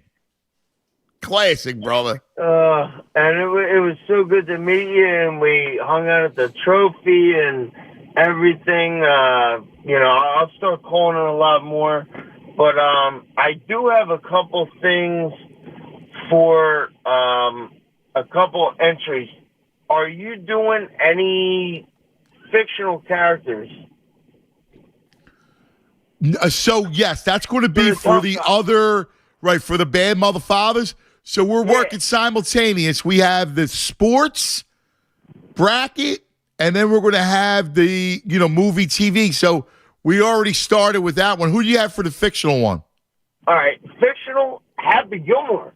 I'm the only guy that ever tried to take my skate off and stab somebody. He got beat up by Bob Barker. Yeah. You can't be tough and get beat up by Bob Barker. Fair enough. But Price is wrong, bitch. The Bob had a good right. Good right. I put Barker ahead of Happy. Yeah, no, he did, but I think Happy took it easy on him. Yeah, I do too. I'll go with then Ty Cobb from Field of Dreams. Hey, Ty Cobb wanted to play, but we all couldn't stand the SOB. That's right. He was a hateable figure, Cobb. And he literally would put his spikes up, sliding in second base to hurt people on purpose. So I'm going to go with Ty Cobb. Bob Gibson, the other caller, put that one in. So that's where I'm going. You got it, my brother. So good to hear from you, buddy. Take care of yourself. What a pleasure. Actually, not the only Ty Cobb mention. I got one on Twitter earlier. I'm trying to. We got a couple. I got a couple Cobbs. Yeah. Yeah, Cobb was a bad dude. Even a nasty dude. Not a nice guy, the Cobb. Yeah, you can't go Happy Gilmore losing to Bob Barker. Yeah. Man. Yeah. Now, he did beat up the alligator. He's got more glass than in a chandelier. Okay. More glass in his jaw than a chandelier. That's great. That's fabulous. Let's go to the Fat Cat. Oh, Fat Cat. What's happening, buddy? What's up, brother? What's going on, Fat Cat? Dudes, what's going on? I almost crashed my damn car when June says we could think of the Sixers spank team. Oh, it was some bums on that team. But, a lot of bums. Yes. You know who the number one bum was? BDB. Who's that? You know who BDB is? Who? Benny the Bum. Benny. Ben Simmons. Benny the Bum. He's a bum. Yeah. Well, it is what it Thank you, Bum. I hated him at LSU too. But look, I don't know if anybody said one of my all-time favorite running backs, Earl Campbell. Ah, big Earl Campbell. Earl Campbell used to drag the whole team, brother. Yeah. Those were the days of the backs, right? Like the 80s, 90s. You had those big backs. Yes.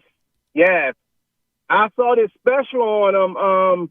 He said he had 16 knee surgeries. Damn. And he uses 2 canes to walk. And he said if he could do it all over, he would run out of bounds a whole lot more. Do you remember that they used to get on Tony Dorsett for running out of bounds? Yeah. Remember that? He won't take a hit to get the extra couple yards. He would go out of bounds. Yes, he would. He would. Now it's funny because now guys do it all the time because you look to protect yourself. DeMarco Murray slid. Yeah. He did. He used to slide. Yeah, you're right. Yeah. Yeah, Fat all right, Cat. guys, great You the show. man. I gotta get ready to go. I've been holding on. Oh, all right. Well, listen, we love you, Fat Cat. You know that. Take care of yourself. Remember when Miles Sanders ran out of bounds? Yeah. In the 4-minute drill. Yeah. You're trying to run clock. He ran out of bounds. I know. Slide like, in bounds. No, dude. Like, you didn't have to run out of bounds. All you had to do was slide, put your knee down in bounds. Like, that was a moment where I was like, all right, I'm ready to move on. Yeah. Listen, I thought he'd have a good year last year. Yeah, and he did. He had a very good year. You have Hurts. You got the offensive line. Oh, yeah. You're going to have A.J. Brown and Devontae. And he was Goddard. better catching the ball in the backfield last year. Not, he's not elite, but he was better at it last year. He had a good year last year. And he got paid for it. Dude, Swift is going to be awesome. Yeah, he's going to be nice. This offense is going to be ridiculous. I could see Swift having a big time. Again, think about how that ball gets distributed. Because you got the 3 big receivers, including Goddard. And Swift's going to get a ton of action out of the backfield. Oh, yeah.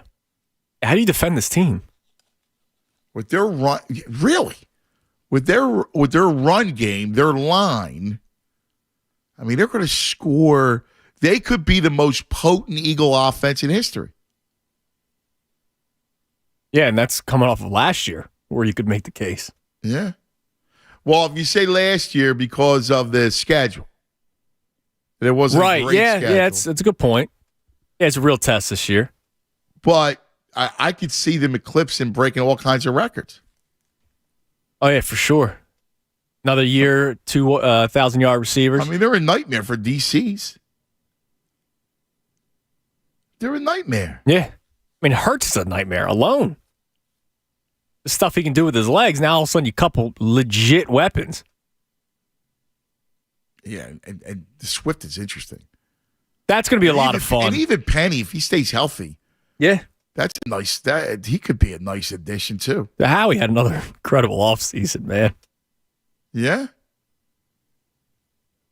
And then my boy from Ohio State, don't be surprised if he gets a little luck this year, too. Sermon? Yep, Trey. If he dresses. He looks like he could be I still think he could be a sturdy back in this league. Yeah, but if he dresses, I mean, they love their Boston Scott. No, I know, but I don't know. Well, that's 4 backs. Remember, though, they kept him. They kept him. So, it's interesting. All right, that's going to do it for us, everybody. We love you guys. We'll be back. I'll be back a little bit later on for Cuz's Corner at 6 o'clock with the big brain. And then, we'll see you in the morning. Stay tuned. The best show ever coming your way.